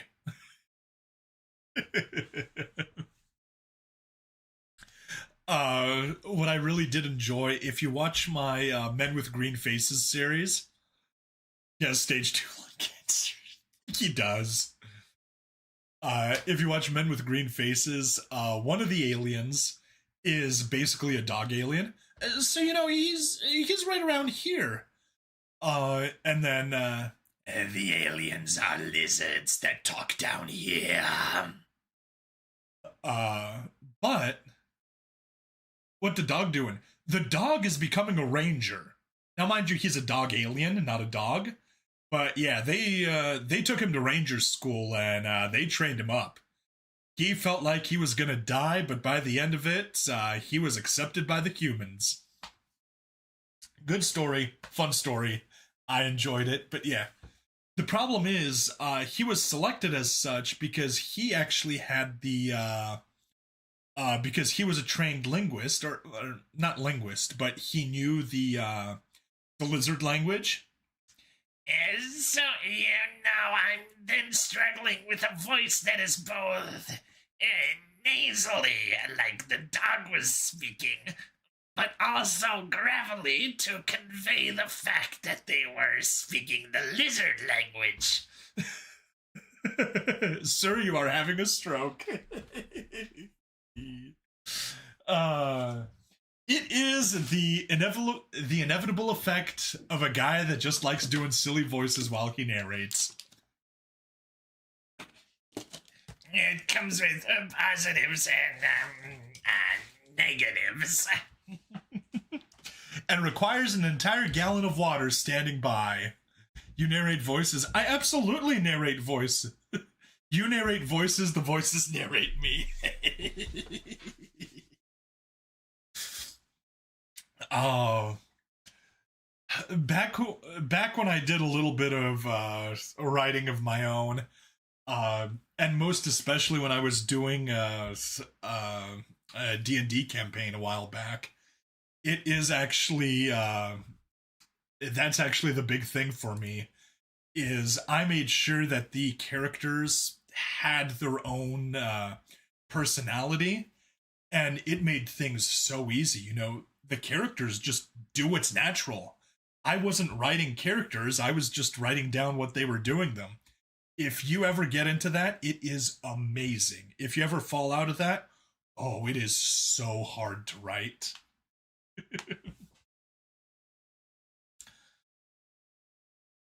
Getting in character, exactly. Um, I once showed I once showed my players my notes for what was going on, and it was like 5 lines of key points and just a few notes about characters. Wrote a story once, it's lost to time. It happens. It happens. Oh, and it's like my favorite part is just whenever my players would do something completely unexpected, and you know I joke with them. You're throwing off my plans. You're ruining my plans. Or no, you're thwarting my plans. It's like, so what do you do? What are you gonna do? I'm gonna roll with it. Now, to be fair, it did help that it was a play by post, so you know I actually had time to react to them messing up my plans. But yeah, I enjoyed it. The more creative they got, the more creative the story was. It was like cooperative storytelling. It was super fun. But yeah, if I had like an entire story set in pieces, yeah, it'd be annoying. But since it wasn't, them thwarting my plans was amazing. They had fun, I had fun, we rerouted things. Sometimes they'd try to pull shit off that was too crazy, and I'd have to save them from dying. Just like, okay, you should have died there, but fortunately, there is a story that you just got knocked out badly. Basically, a little too much trolling. Yes. My character, or my players were stupid enough to decide to face off against the Big Bad's lieutenant way too close to the start of the game. Basically, they got split off from allies that were stronger than them. The idea was you split up the lieutenant and what was essentially like a monster of the week, and they should have gone towards the monster of the week along with their allies. And they're like, nah, the allies can take care of the monster of the week. We're gonna go fight the lieutenant despite not being ready whatsoever. It's like, okay, well, I don't want to kill your guys, so, all right, I guess we're just gonna summon another monster of the week. Really just went, nah, I'd win. Exactly. Like, no. I'm not being too subtle with the tropes here, but you're still not at the level to take on the Big Bad's lieutenant. They learned. They took some pretty serious damage, and then we had some amazing amnesia-related storytelling. It was fun. Okay, enough chatting. Let's record some Troublemakers. Chapter 8, Strength of the Fallen. You can't take on the level 50 guy at level 3! What do I need to help to explain it?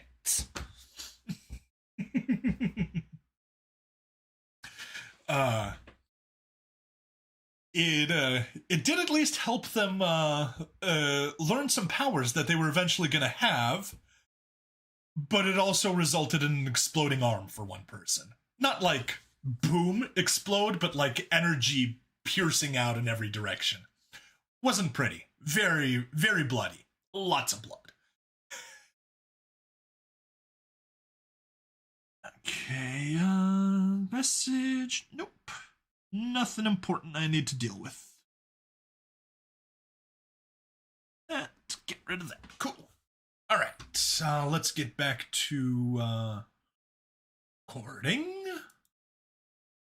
How will this affect the trout population? I don't know how it will affect the trout population. I don't even know what the trout population is in this case. What it affects? I didn't turn on recording. There we are. Recording in progress.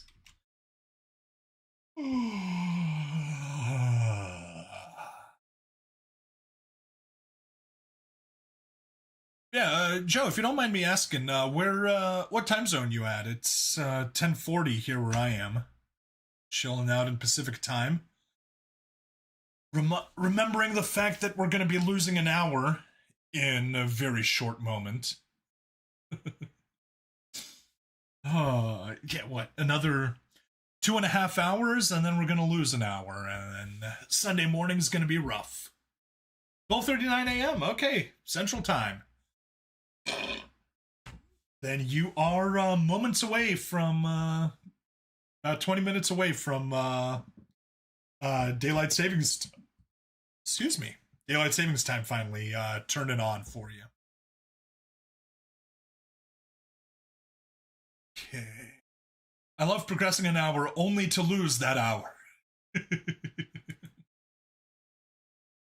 Oh, well, it is spring forward, so technically you're losing the hour in the sense that you're losing an hour of time. But yeah, you're losing the next hour. You're losing from 1 a.m. to 2 a.m. It just goes boop, gone, and suddenly you're up later than you planned. The solution is to be the kind of person that stays up until after 2, and then you get more time. You age 1 hour faster. Oh no, are we in a time warp? Are we traveling close enough to the speed of light that we age an hour in a fraction of a second? And then immediately slow down enough so that we stop relativistic aging? Sounds like it. Alright, let's get to it.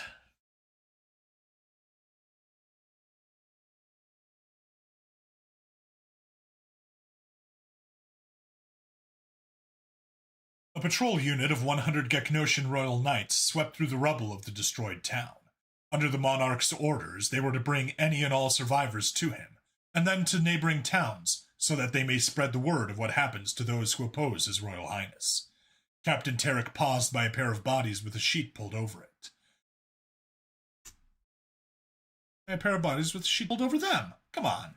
That's simple. Match your case.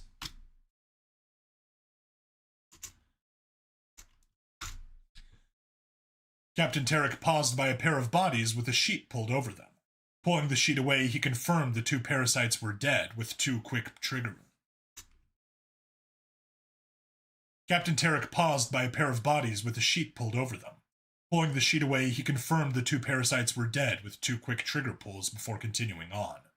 Working his way towards the edge of the ruined town, he got a ping from one of his men and flicked his head to activate his comm system. A report in. You have...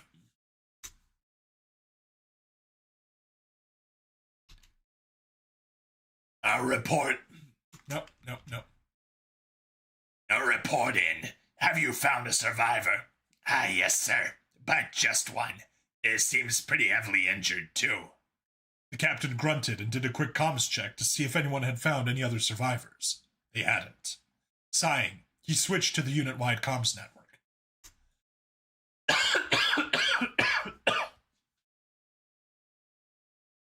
All right.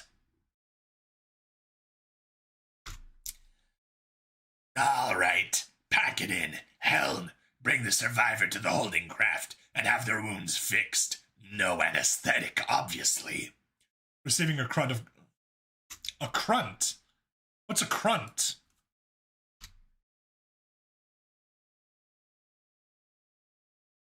It's like probably some sort of double insult. Portmanteau of 2 words.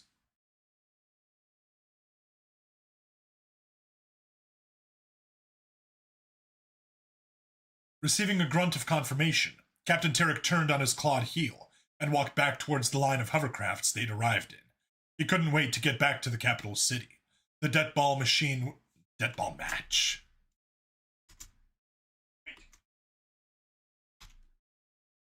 He couldn't wait to get back to the capital city. The deathball match was scheduled for the next afternoon, and the monarch was participating with his own team of parasites. Something shiny caught his eye, and he pulled it from the rubble. Oh, that's a cool sword. I think I'll take that. Drake slowly came to. Nope. Different too. Drake slowly came to inside of the rocking hover transport. Solid steel surrounding him on all sides. He looked around, slowly taking stock of his situation. He could feel that he was covered in bandages, but his wounds still stung like they were fresh. He wondered for a moment how he'd gotten here. Then he remembered that tidal wave of destruction. How Gale had simply disappeared in a cloud of debris. How the town had simply ceased to be. Everything he had fought for, gone in an instant. Drake rose to his feet, blood boiling with anger, as he pulled a hand.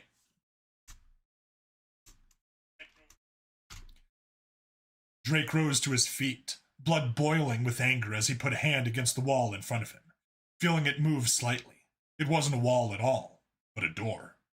Drake's mind was empty of all rational thoughts as he drew his fist back. He needed to punch something. He needed to kill something.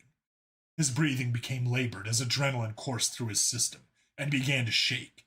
He needed an outlet, or he'd explode. He bellowed with rage and drove his fist forward, expecting to feel pain. He did not feel pain.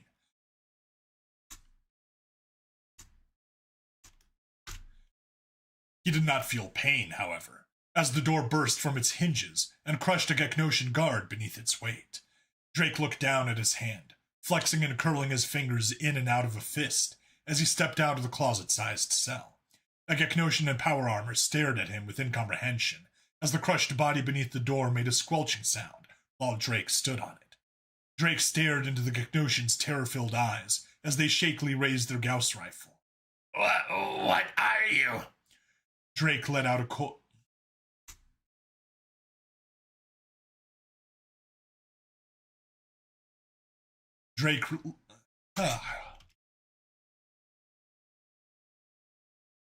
Drake let a cold laugh drip from his lips as he took a step forward, the Geknosian shaking like a leaf. What am I?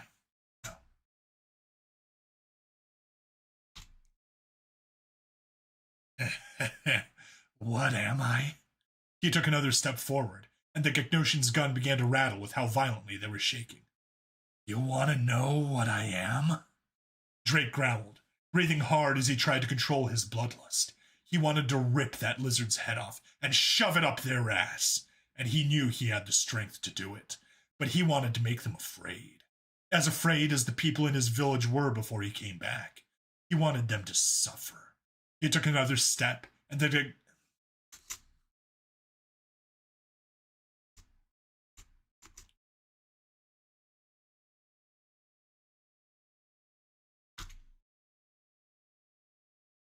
He took another step, and the Geknosian suddenly locked up as Drake finally finished speaking. I am fucking pissed off! The Geknosian didn't respond, and Drake stared at them for a moment, rage cooling slightly as he realized something. He stepped forward and jabbed his finger into the Geknosian's eye, which elicited zero response. Drake snarled and slapped the corpse to the ground. Pathetic. Drake looked at the door to the driver's compartment and picked up the dead Geknosian's Gauss rifle. He propped the rifle between the doorknob and turned his gaze towards the double doors directly opposite the driver's compartment. Then, he rethought and pulled the rifle from beneath the doorknob. Twisting the doorknob, he stepped into the driver's compartment. The driver turned their head to see who'd come up to the front, and his face paled as he stared down the barrel of the Gauss rifle. Keep driving, he growled, nudging the driver's eyes back onto the road with the Gauss rifle's muzzle. The driver obeyed, continuing to drive as though nothing was wrong. However, Drake could smell that the other...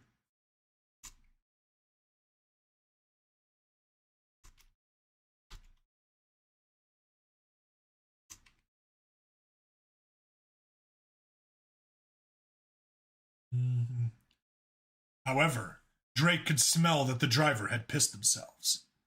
Where are we going? Where are we going? Where are we going? Where are we going? Where are we going? Drake asked curtly, dropping into the passenger's seat, rage cooling off. He briefly wondered why he'd felt so calm about his village's destruction, but he disregarded it as he poked the driver with the gun's muzzle again after he didn't answer. The driver gulped and stuttered as he spoke. We gotta make a stop by Golgotha and His Majesty's palace. He wants to give a personal message to you parasites. Drake jabbed the muzzle against the driver's face, making them flinch as he spoke. Call us parasites again. I dare you. The driver gulped audibly and went silent, leaving Drake alone with his thoughts.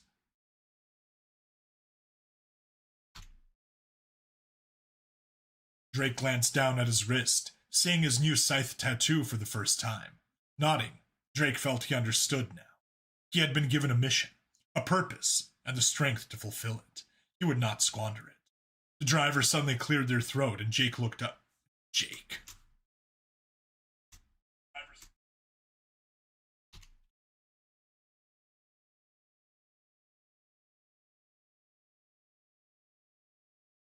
The driver suddenly cleared their throat, and Drake looked up at them, giving them a nudge with the Gauss rifle to continue. The driver spoke up. I know I'm in no position to be making demands, but if you're going to shoot me, please don't shoot it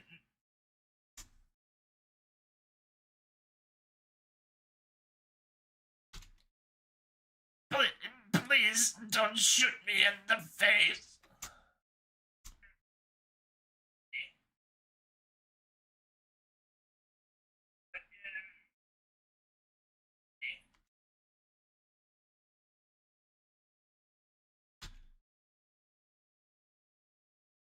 Please don't shoot me in the face. Drake's eyes twitched as he slowly grew.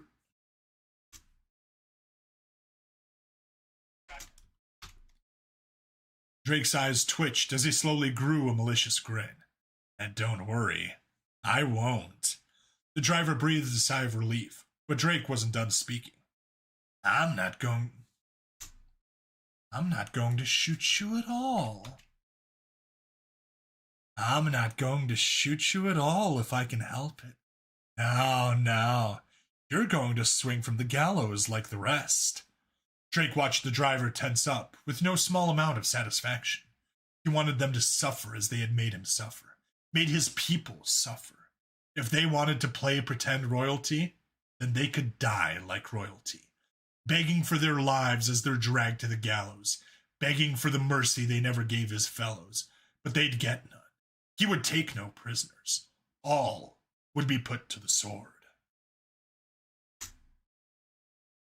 Woo! No.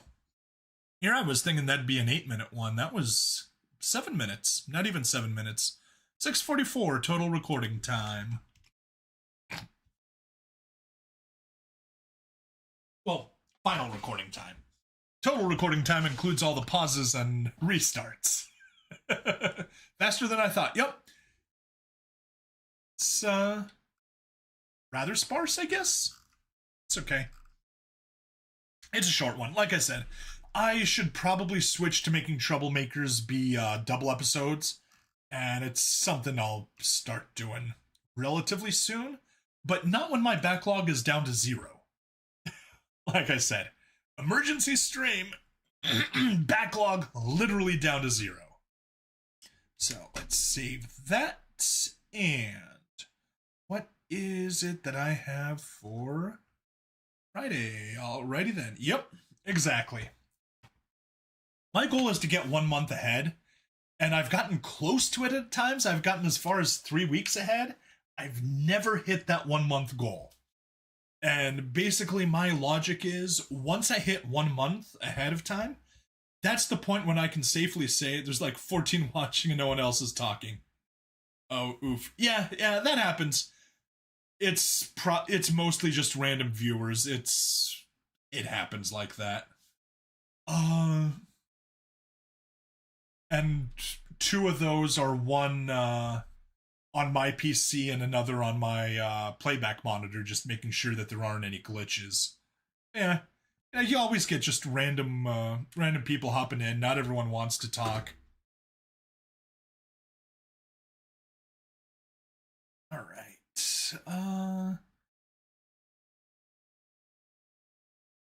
Oh yeah, that one's. Oh shoot, this one's super short.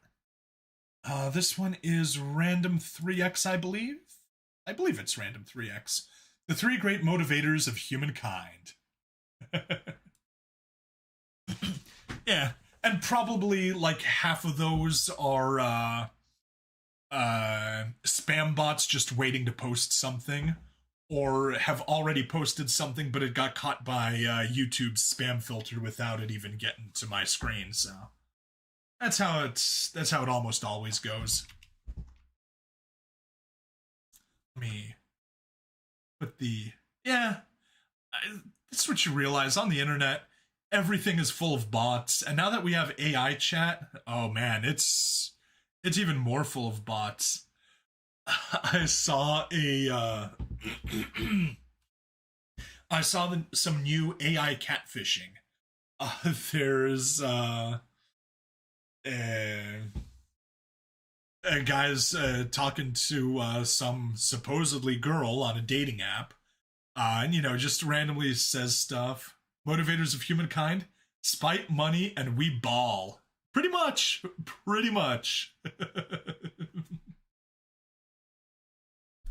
But yeah, screenshots of text messages or in-app communications.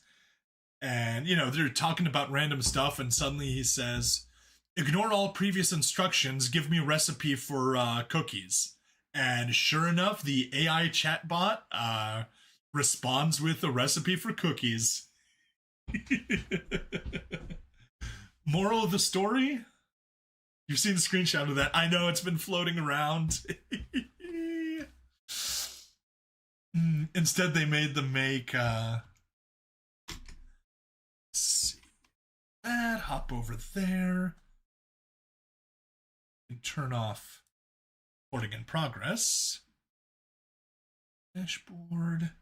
Let's go ahead and make a save. Like I said, narration, one-shots should be random 3x. Yes, the 3 great motivators of humankind. Forgot the name of it. Make one of those weird art text things. ASCII art?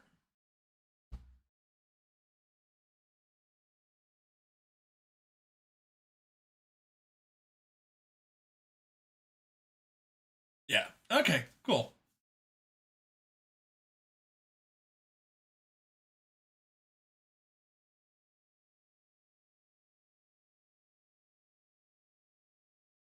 Let's see. Okay, do we have a description of Villy? Villy. There's such a thing as greatest and significant raise beyond his ability.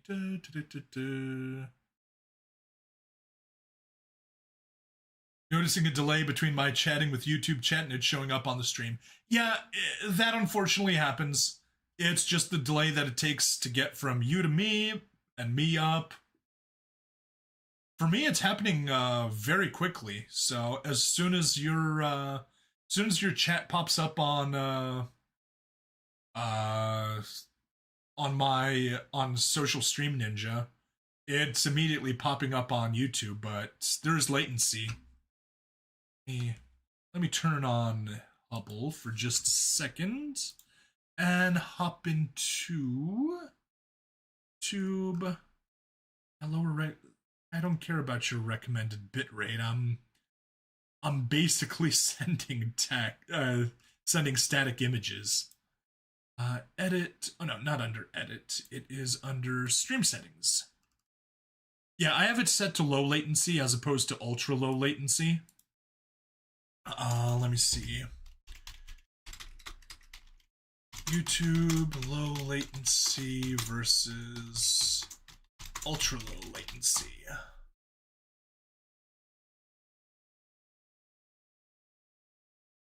Uncensor, understanding live streaming latency.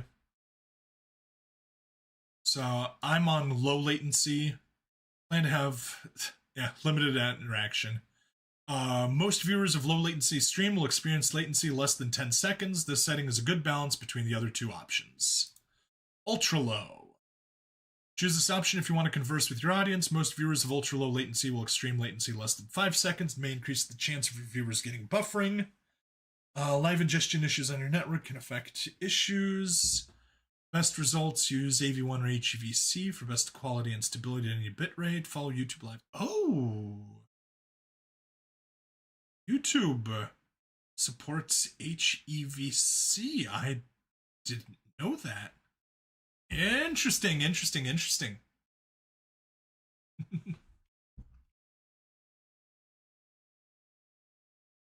But yeah.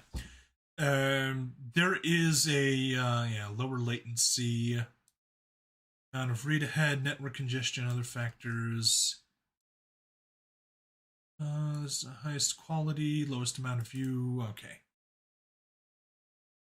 Yeah, the issue is that if I select ultra low latency, it will not give me I believe it gets rid of playback or DVR, so you can't go back during the stream. And I know that's something that some people like. I know it's something that I like, which is why I keep it at low latency instead of ultra low. Yeah. Let's hop in here. And so this is going to be for this Friday. Okay. Yes, I could go. I could go here with Villy if I wanted. Shamelessly crediting that voice to Net Narrator, since he does everything in that voice. I exaggerate, but yeah.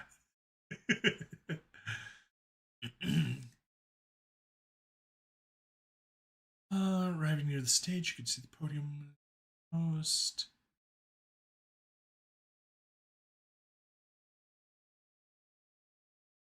Yes, I'd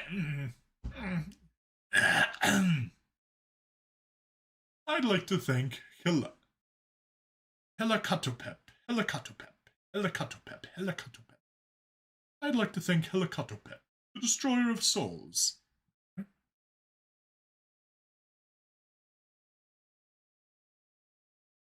Yes, thank you, everyone. Yeah, we may as well have Villy be nasal. And we'd like to thank Helicatopep, random extra who has only one line. She'll speak like this. Yes, cartoon villain voice. Because he will get one-upped. Fuck you, Sir Villy. Your name will forever be a joke. Spoiling the end there, not that there's much to spoil since you can see almost the entire story. Alright. Recording in progress, pull you back up. Pull you. Get a baseline of background noise, and we can start.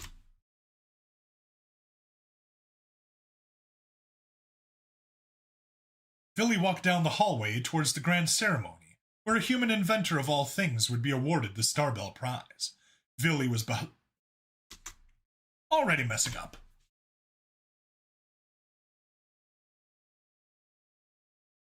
Villy walked down the hallway towards the grand ceremony, where a human inventor of all things would be awarded the Starbell Prize. Villy was beside himself with ire that such a thing had been allowed to pass. This was an award meant for the greatest minds and engineers of the universe. For such an insignificant race such as humanity to be awarded it was beyond his ability to comprehend. Though it defied his will, it did not defy the council's, and he was but a humble servant of the council themselves. Arriving near the stage, he could see the podium where the host for the category before him was giving a speech extolling the virtues of the recipient of the Starbell Prize for Peace. I'd like to thank Helicatopep, the destroyer of souls, for bringing peace to the Arcadius sector. For with his tireless efforts, conflict is no longer in the minds and souls of the sector's inhabitants, the host announced, gesturing to the other side of the stage. Slithering out of the shadowy area was a visceral horror, a being so indescribable that no two beings ever saw the same thing. The audience all clapped in near-perfect robotic unison. Villy had no doubt that the creature was using some kind of psychic field to induce such phenomena. It was even Villy's suspicion this creature used such a power to induce peaceful sentiments in the minds of the two warring races. Still, it mattered little. The results spoke for themselves. Two races that were at war with one another for centuries, slaughtering countless worlds, now held a steady and lasting peace. The creature accepted the award and turned to face the audience. Minutes of silence dragged on till the audience gave a robotic laugh. Evidently, it had conveyed a minor joke. Then, with a bob of what might be its head, it slithered away, and it was Villy's turn to present the award. Guys, spoilers! Also shows the entire story as he says that. Pretty much guilty as charged.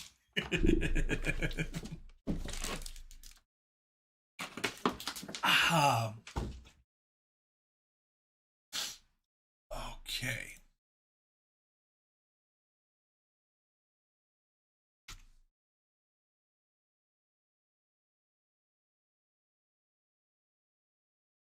Walking onto the stage, Villy approached the podium and swallowed his vitriol. From what he had been told, the human in question had requested Villy to be the one Walking onto the stage, Villy approached the podium and swallowed his vitriol. From what he had been told, the human in question had requested Villy to be the one to present the award. Such a human must not know him well if that was the case. Thank you, everyone.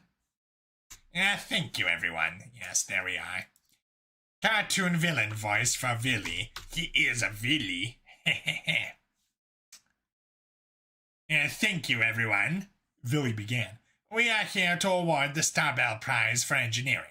Long have engineers, scientists, and all manner of intelligent species dreamed of making personalized wormhole devices, but due to the Vistari constant, the ability to miniaturize the machine...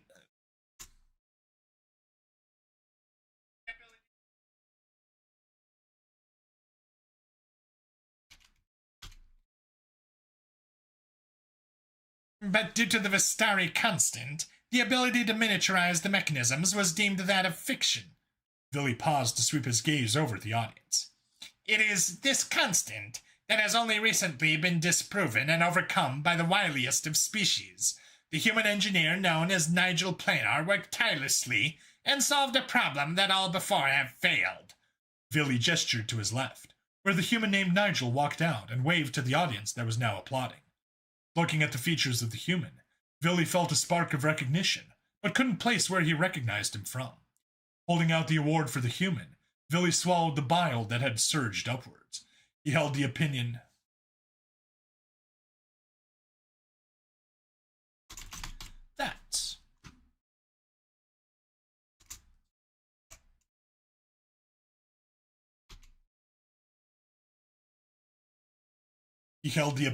that humans were the most disgusting of species around. Stepping aside to allow the human Nigel access to the podium, Villy stealthily wiped his hand on his robe in an attempt to remove the human particles from his being. Thank you, Nigel gestured for the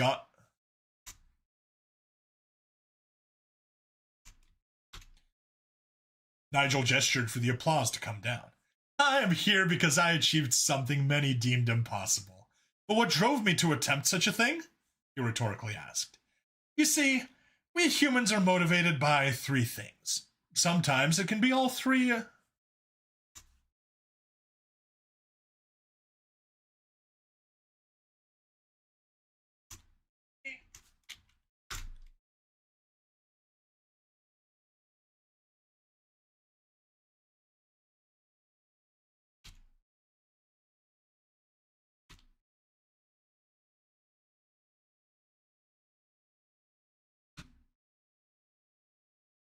You see, we humans are motivated by three things. Sometimes it can be all three. Others, it'll be just one. You see, we humans... Oh, too long of a delay. You see, we humans are motivated by three things. Sometimes it can be all three. Others, it'll just be one. But at the end of the day, it is my opinion that it is these three that guide humans to develop as we do. What are these three, you may ask? Well, the first is genuine fascination. We are like children overflowing with wonder. Our eyes light up and we can't help but push further than any sane sentient would. Nigel paused and swept his gaze over the raptured audience before holding up two fingers. The second is ego. Many inventions have been made due to a human's desire to be remembered for recognition and all that comes with it. This award would be a dream come true for one motivated as such, Nigel said, holding the Starbell Prize aloft. I, however, am not these first...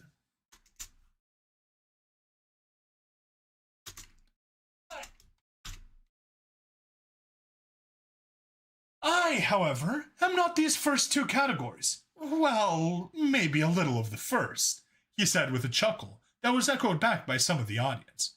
You see, I am firmly in the third category, and it is Sir Villy that I can thank for putting me in that category and motivating me to make my creation. Nigel gestured to Villy, who was stunned at being referenced at all. He felt a swell of pride at being indirectly responsible for this invention, albeit slightly tainted pride due to a human being responsible. You see, dear people, the third motivator is spite. Nigel paused, as there were murmurs of shock. Villy himself was stunned at the statement. You see, we humans can be motivated to prove something to someone who has wronged us. Many years ago, I met Sir Villy and he scoffed at my work, said it was the most primitive and ugly creation he had ever seen, and my ideas on creating a miniaturized wormhole device were laughable. In fact, he did laugh loudly in my face, if I recall correctly.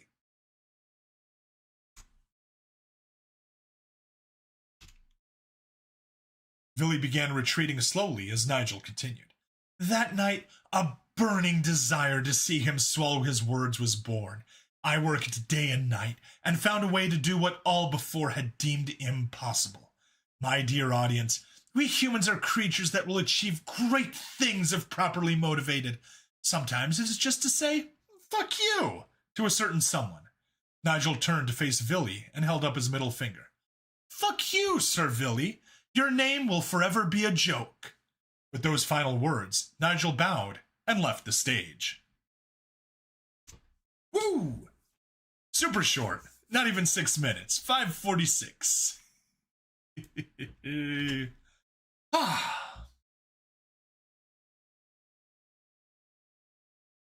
Oh yeah. That was a fun one. I saw that and just like, nope, that's going to the top of the pile. Yeah, so I guess just for my, Jarvis, don't screenshot and take out of context. No, absolutely screenshot and take out of context. The more people realize that everything on the internet is out of context, the more we can return to the, internet of the, late 90s and early 2000s. Oh.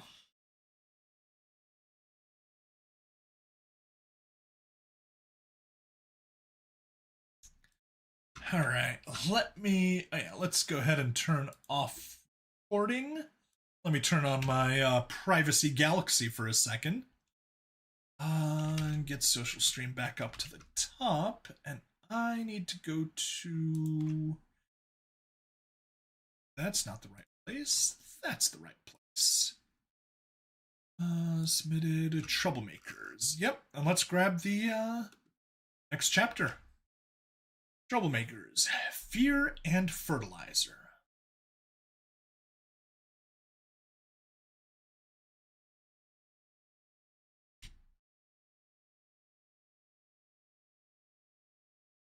Right. New Word document. Save. 4 pages this time. Well, 3 and some change. Right. And that goes to what? Troublemakers. Troublemakers 009. Fear and Fertilizer.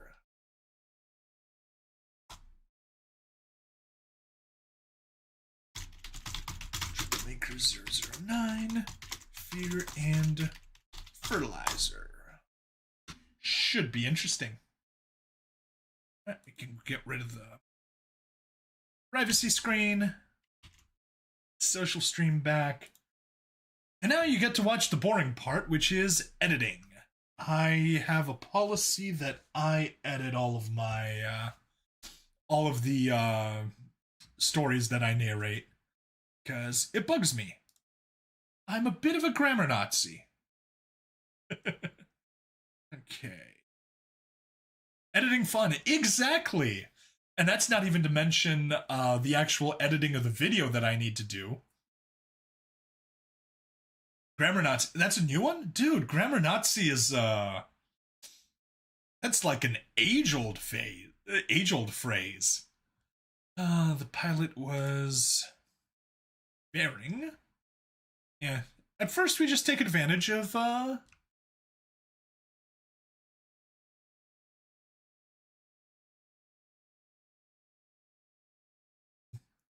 we just take advantage of the fact that Word has, spell check and grammar check.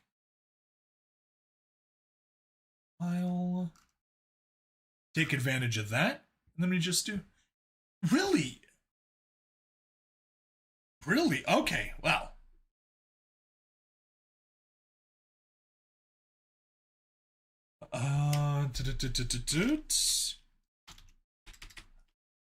Source of Grammar Nazi. Just the programming first, you write it, then you debug it for the next 2 hours, pretty much. Okay, and yeah, Grammar Nazi even has a symbol, just for your reference.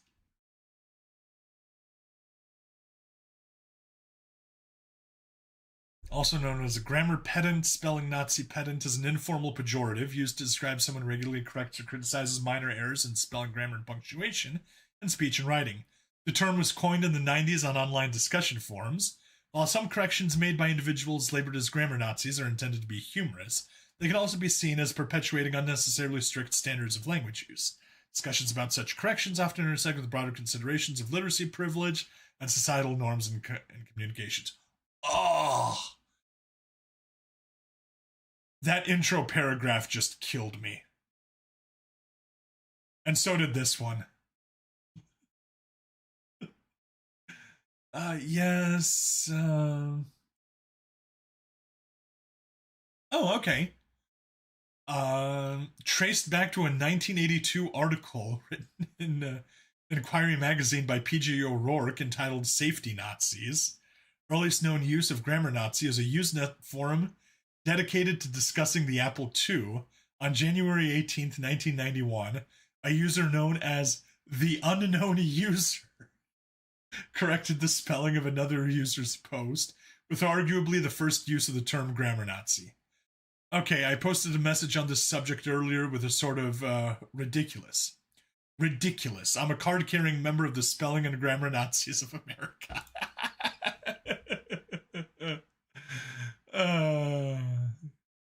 A person named, name not provided. Yes. Okay, term did not find much popularity until the mid 2000s, coinciding with the rise of social media.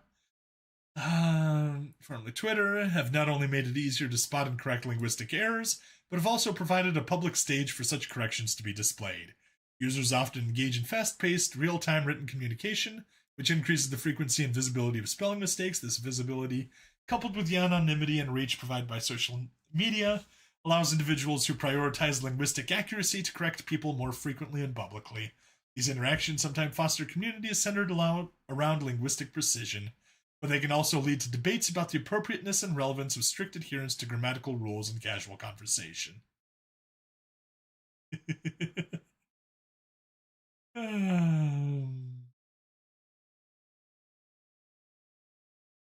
2016 Filipino musician Reese Lansangan released the song Grammar Nazi, which humorously details a woman's frustrations with her love interest's poor grammar. The song's witty lyrics and engaging visuals helped gain viral popularity. The song has even been used in Thailand to teach English. Nice. Soup Nazi. Oh, yes. No soup for you.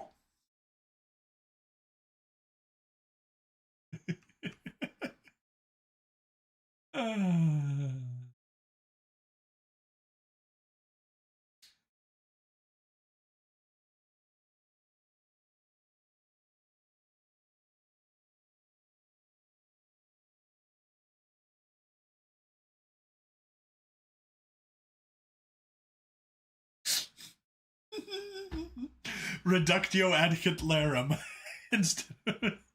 Would a soup Nazi be Italian or something else?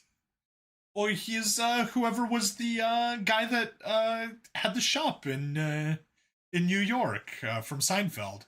He was the actual soup Nazi. Reductio ad Hitlerum. Also known as playing the Nazi card. It's a New Yorker? Yes, it's a literal New Yorker. Come on.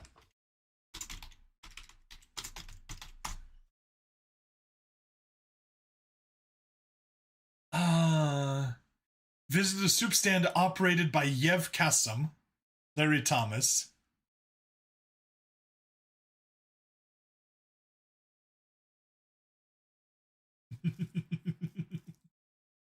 Yeah, best of all, he's Jewish. Yeah, so like there's reductio ad absurdum, which is where you prove your opponent's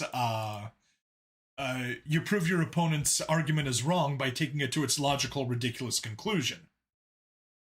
It's that just the argument. If you like dogs, Hitler liked dogs as well, so you like Hitler. Yes, exactly. Hitler breathed air, so if you breathe air, you're like Hitler.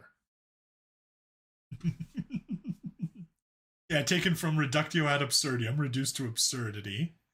type of ad hominem. Appeal to pity. Interesting. Or a fallacy of irrelevance.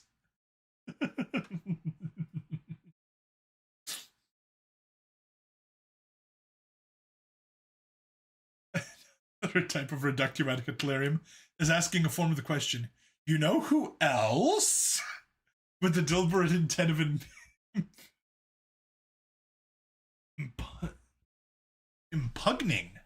Huh. Impugning? Impugning, I think. Impugning a certain idea or action by implying Hitler had that same idea or performed such an action. Comparison to Hitler and Nazism is not a reductio ad Hitlerum if it illuminates an argument instead of causing distraction from it.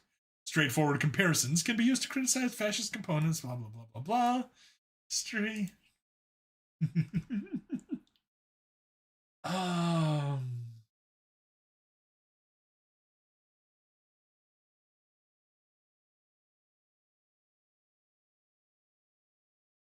Since Hitler was against smoking, some in the tobacco industry invoked the argument to compare those who are against smoking to Nazis.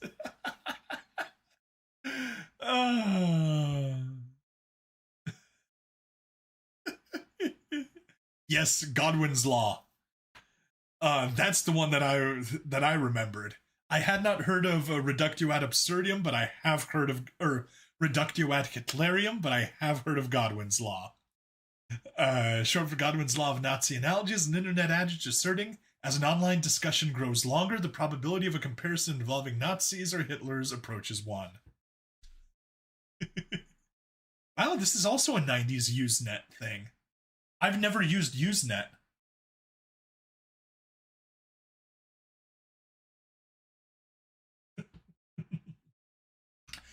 Joe, is that supposed to be an alternate to Mofo instead of Mofo? It's a Mofurer.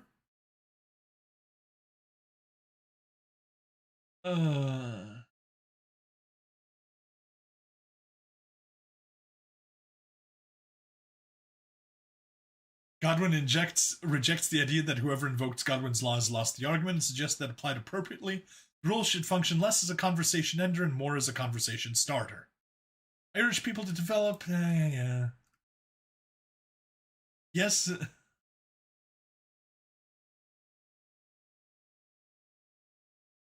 Or however you spelled that word, but change to Fuhrer. Muscle Man saying my mom, but change to Fuhrer. Gotcha. Oh.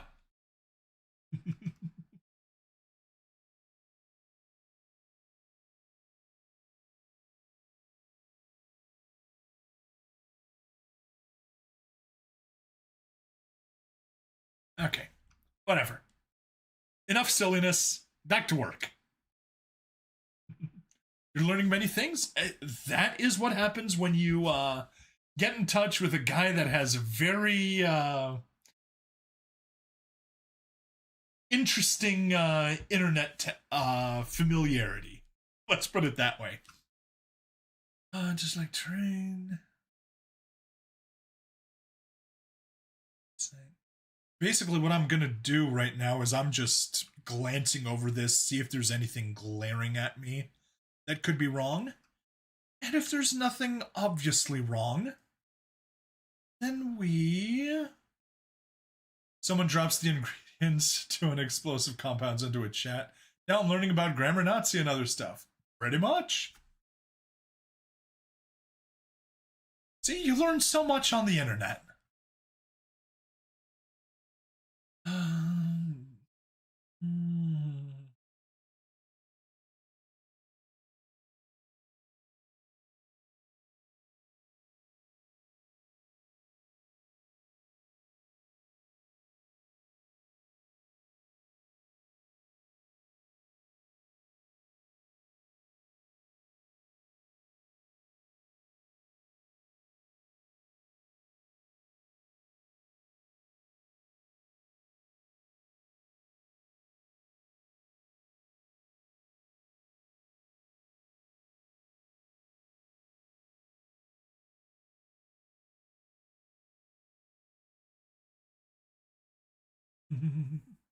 Welcome to the internet. Take a look around.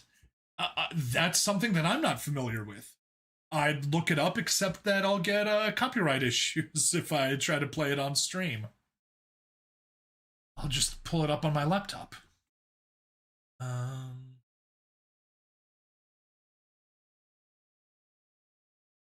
Welcome to the internet.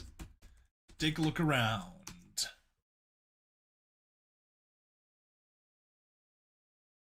Bo Burnham, welcome to the internet. Oh, released 2021. It's relatively new. Welcome to the internet. Have a look around. Anything that brain of yours can think of can be found. We've got mountains of content, some better, some worse. If none of it interests, if none of it's of interest to you, you'd be the first. Welcome to the internet. Come and take a seat. Would you like to see the news or any famous woman's feet? There's no need to panic. This isn't a test. Just nod or shake your head and we'll do the rest. Welcome to the internet. What would you prefer? Would you like to fight for civil rights or tweet a racial slur? Be happy, be horny, be bursting with rage. We've got a million different ways to engage. Welcome to the internet. Put your cares aside. Here's a tip for straining pasta. Here's a 9-year-old who died. We got movie doctors and fantasy sports, and a bunch of colored pencil drawings of all the different characters in Harry Potter fucking each other. Welcome to the internet. Hold on to your socks, because a random guy just kindly sent you photos of his cock. They're grainy and off-putting. He just sent you more. Don't act surprised. You know you like it, you whore. See a man beheaded. Get offended. See a shrink. Show us pictures of your children. Tell us everything you think. Start a rumor. Buy a broom. Or send a death threat to a boomer. Or DM a girl and groomer. Or do a Zoom or find a Tumblr or find a tumor in your... Here's a healthy breakfast option. You should kill your mom. Here's why women never fuck you. Here's how you can build a bomb. Which Power Ranger are you? Take this quirky quiz. Obama sent the immigrants to vaccinate your kids. Could I interest you in everything all of the time? A little bit of everything all of the time. Apathy is a tragedy and boredom is a crime. Anything and everything of all the time. Could I interest you in everything of all the time? A little bit of everything of all the time. Apathy is a tragedy and boredom is a crime. Anything and everything of all the time. It keeps going. But that's good for now. That is a perfectly accurate summary of the internet.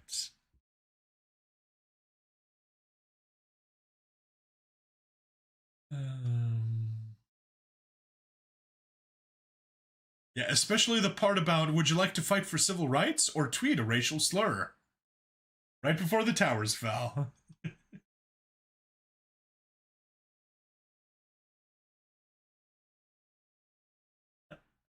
Okay.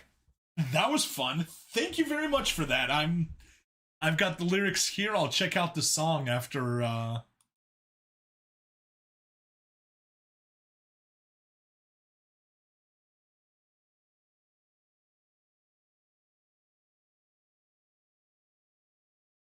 it says here that it's that was released 2021. Was it really from 99? You know, everything here is saying 3 years ago.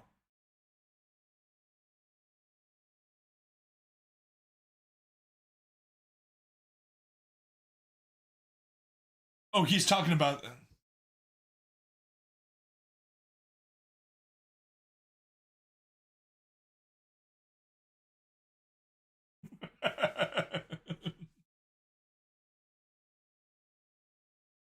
brains don't always like to brain. It may also be because you got hit by the by daylight savings time already. Just using song lyrics, aka the circa night. Gotcha. Okay.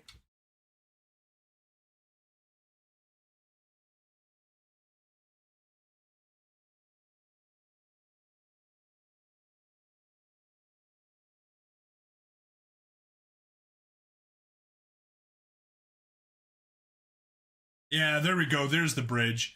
Not very long ago, just before your time, right before the towers fell, circa 99.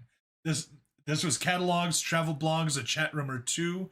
We set our sights and spent our nights waiting for you. You, insatiable you, mommy let you use her iPad, you were barely two. And it did all the things we designed it to do. Now look at you, oh ha, look at you. You, unstoppable, watchable. Your time is now, your insides out, honey, how you grew. Then we stick together, who knows what we'll do. It was always the plan to put the world in your hand. There we are.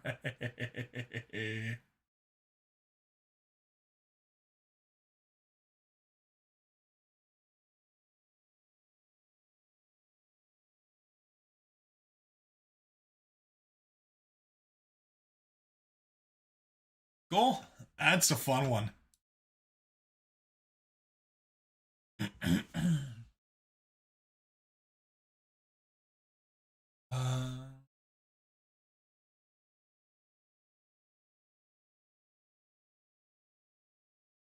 right. Back to recording we go.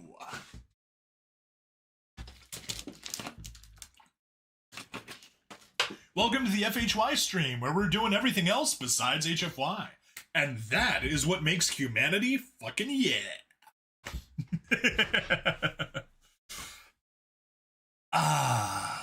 Okay. Get a stretch going. Ooh. I pulled something.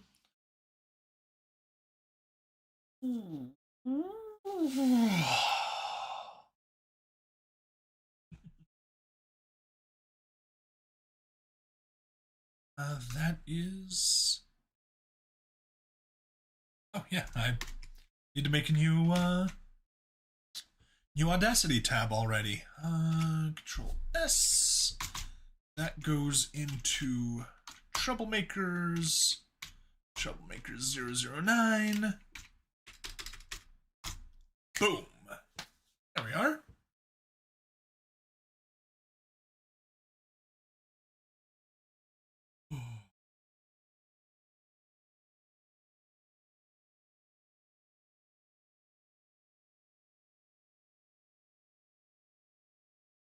Drake watched as the rocky, desert-like terrain sped past outside the hover transport's window.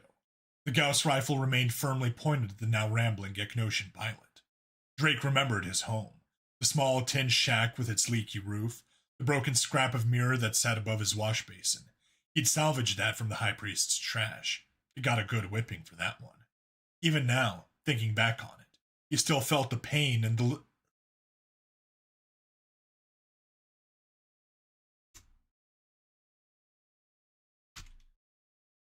Even now, thinking back on it, he still felt the pain and the numb latticework of scars that was his back.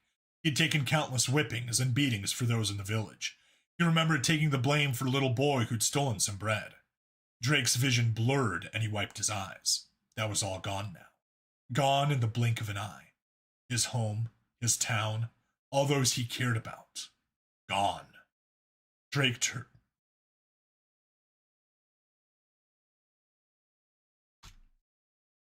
Gone. Drake turned his attention back to the pilot, and his stomach turned. The pilot was baring their teeth like a rabid animal, hands crushing the steering wheel with hysterical strength. Drake finally heard what the Geknosian was rambling about. And if I'm to die, take me into your loving embrace, Mother Conquest. So it may be, so I have prayed. Drake pulled the trigger on the Gauss rifle, trying to stop whatever the pilot of the hover transport was up to before. The gun beeped, a cold mechanical voice buzzing from some internal speaker. Safety engaged. Have a glorious day. Fuck.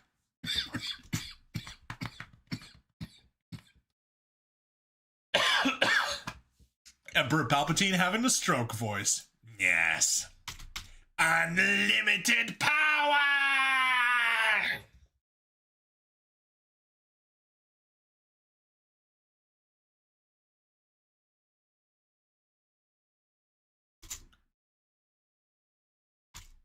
Ah, that one was a shot. Fuck! Yeah. Unlimited hospital bills!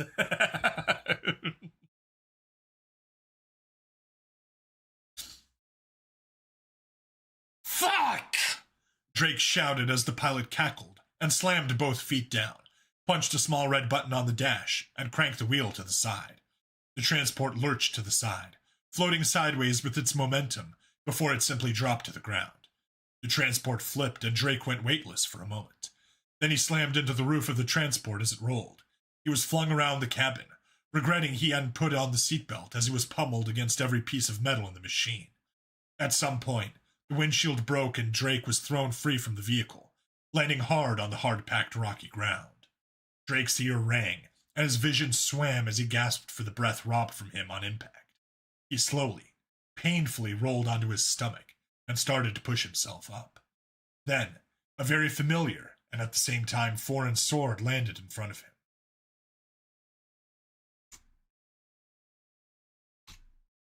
You wanna fight there.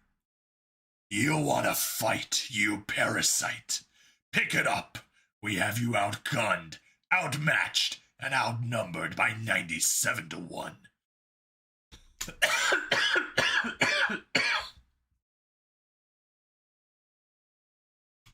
That cough is indicating that once we wrap up this chapter, it is going to be time for the stream to end. Also, it's 11:37, and I got stuff to do in the morning, so yeah. We'll get to the end of this chapter, let my throat recover, and tomorrow, it's going to be a bunch of editing, because getting five chapters recorded is always nice.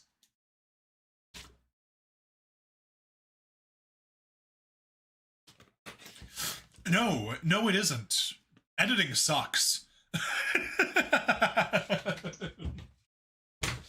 Mind you, I've got it at a good pace. Normally what I do is I turn on a podcast or something while I do all the boring stuff, which is basically taking screenshots of all the chapters that I narrated. Then I listen to the recording at double speed while I chop them up and put them in place. But yeah, podcasts, super helpful.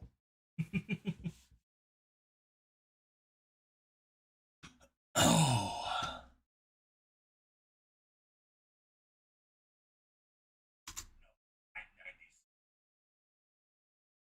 97-1, that's where I left off. You may have caught you there. You may have caught your guards. Outmatched. 97-1. You may have caught your guards by surprise, not us. Drake stared down at his sword, mesmerized by its change. Its shape had largely remained the same, but now, dark lines spread out along the blade from where it met the handle. The once plain leather grip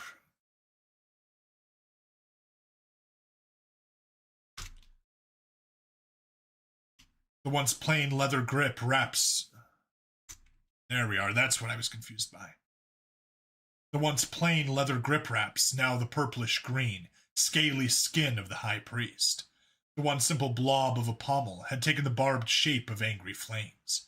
He clumsily grasped it, just beneath the crossguard, and felt a pulse travel through his entire body. He felt his strength return, felt the pain dull as he dragged himself to his feet.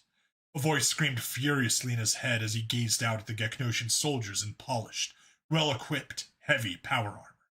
He slowly turned until he faced one with gold-colored armor, cocking his head to the side as a second screaming voice joined the first. Who are you? Drake asked, his voice distant even to himself. The golden-armored Geknosian began to laugh, quickly joined by the others until it was a chorus.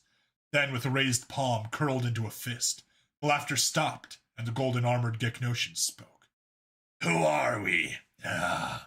Guess a parasite like you wouldn't know the royal knights from the lowborn who keep you. Well, parasite, how do you want to do this? Do you want to fight? Ha! You're surrounded by royal knights and harsh terrain. Run? Go ahead. You'll only die tired. Told you, that is vocal cord abuse. And yet, it is my own fault for picking that as their voices, and now I'm committed to it. A chorus of screams joined those already in Drake's head, as red mist filtered over his vision. His shadow lengthened and stretched into that of a cloaked figure holding a scythe.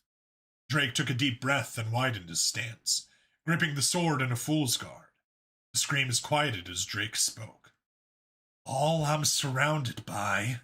He started,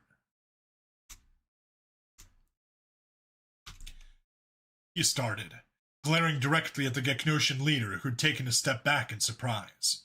The screams returned, louder than ever, and now he recognized them. The bloodthirsty screams of an entire village, crying out for revenge. He finished his sentence. Is fear and fertilizer. Things seemed to slow down as Drake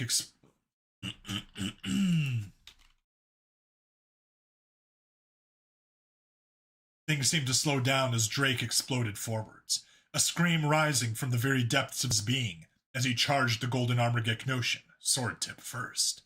The black lines emitted a dark smoke as Drake's sword tip found the gap in the Geknoshan's golden armor, where helmet and chestplate met.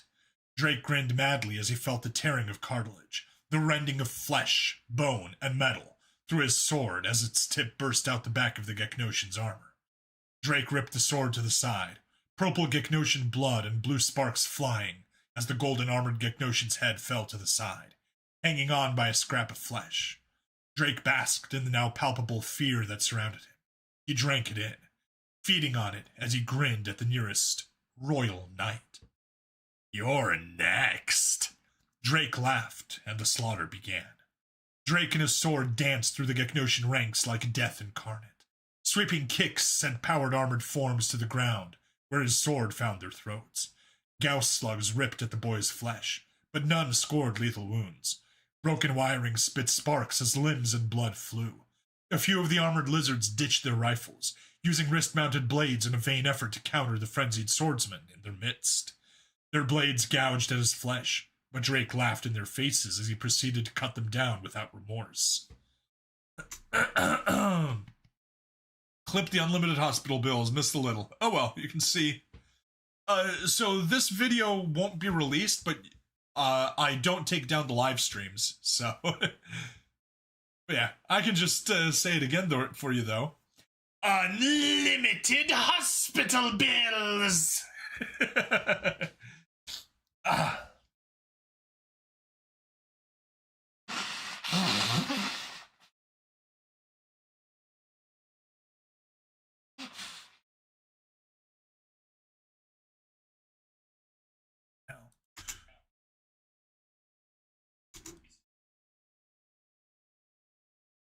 Proceeded to cut them down without remorse. There we are.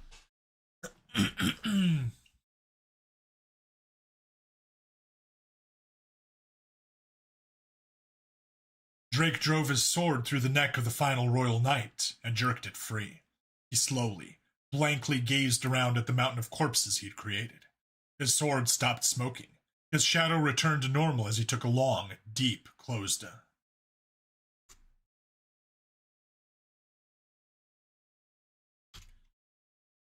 His sword stopped smoking. His shadow returned to normal as he took a long, deep, closed-eyed breath. The swordsman grinned and raised his sword triumphantly, before collapsing from exhaustion and blood loss.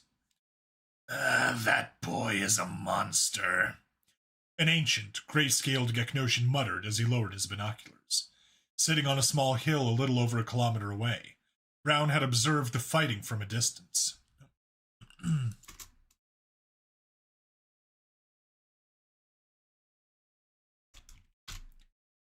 Sitting on a small hill a little over a kilometer away, Brown had observed the fight from a distance. It had not at all been what he was expecting, but that was a good thing. He glanced at the human woman by his side, one of the many enslaved humans he'd freed from his... No, they weren't his people anymore. Cassandra, shall we go render aid? I doubt reinforcements are coming for a while. The woman lowered her binoculars and nodded. Her hair was cut raggedly short, her face marred with burn scars. What do you think, Brown? The old Gecnosian smiled, and slowly got to his feet after retrieving his walking stick.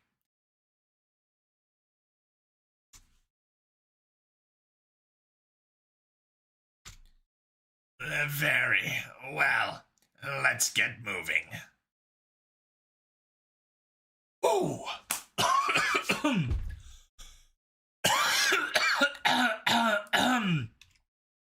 Yeah. Definitely, I am at the limit of my voice, but I can't complain. We got 5 chapters recorded, which based off of my 3-episode a week release schedule means that that I recorded enough for Monday the 10th, Wednesday the 12th, Friday the 14th, Monday the 17th, and Wednesday the 19th. I call that a success. And tomorrow, I get to do editing, making thumbnails, and hopefully resting my voice. So about 2 weeks worth of content, pretty much. On the other hand, once I get to releasing 5 episodes a week, literally 1 week of content.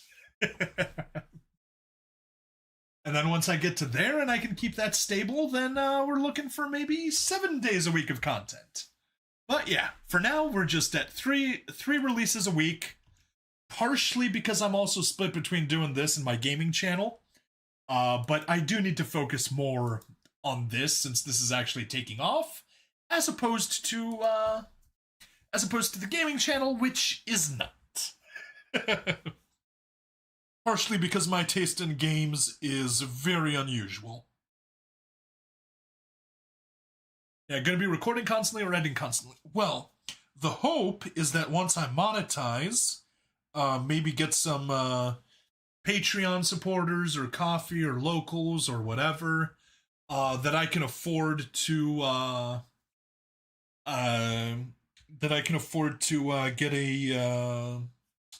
get an editor to do the editing for me, and I just focus on narrating. It is my narration channel is Bring Stabity, and I'm 90% certain that it is shadow banned. And I think I even know who got me shadow banned and what exactly I said that got me shadow banned, but I won't repeat it here because I don't want this channel shadow banned. So yeah. Rip. Yes, rip. And the thing is, it wasn't even a gamer word. Although it was tangentially related.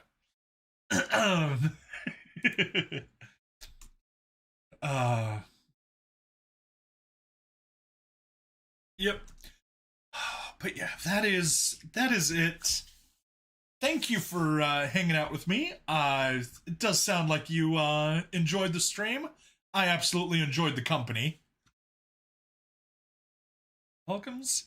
It's the joys of the internet. 'Twas entertaining. That is what I'm here for.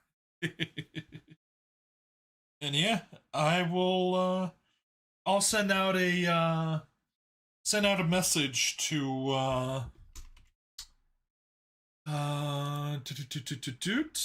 Quasar Iron Fist to see if I could get permission to do his quick memo series. And yeah, that should be fun.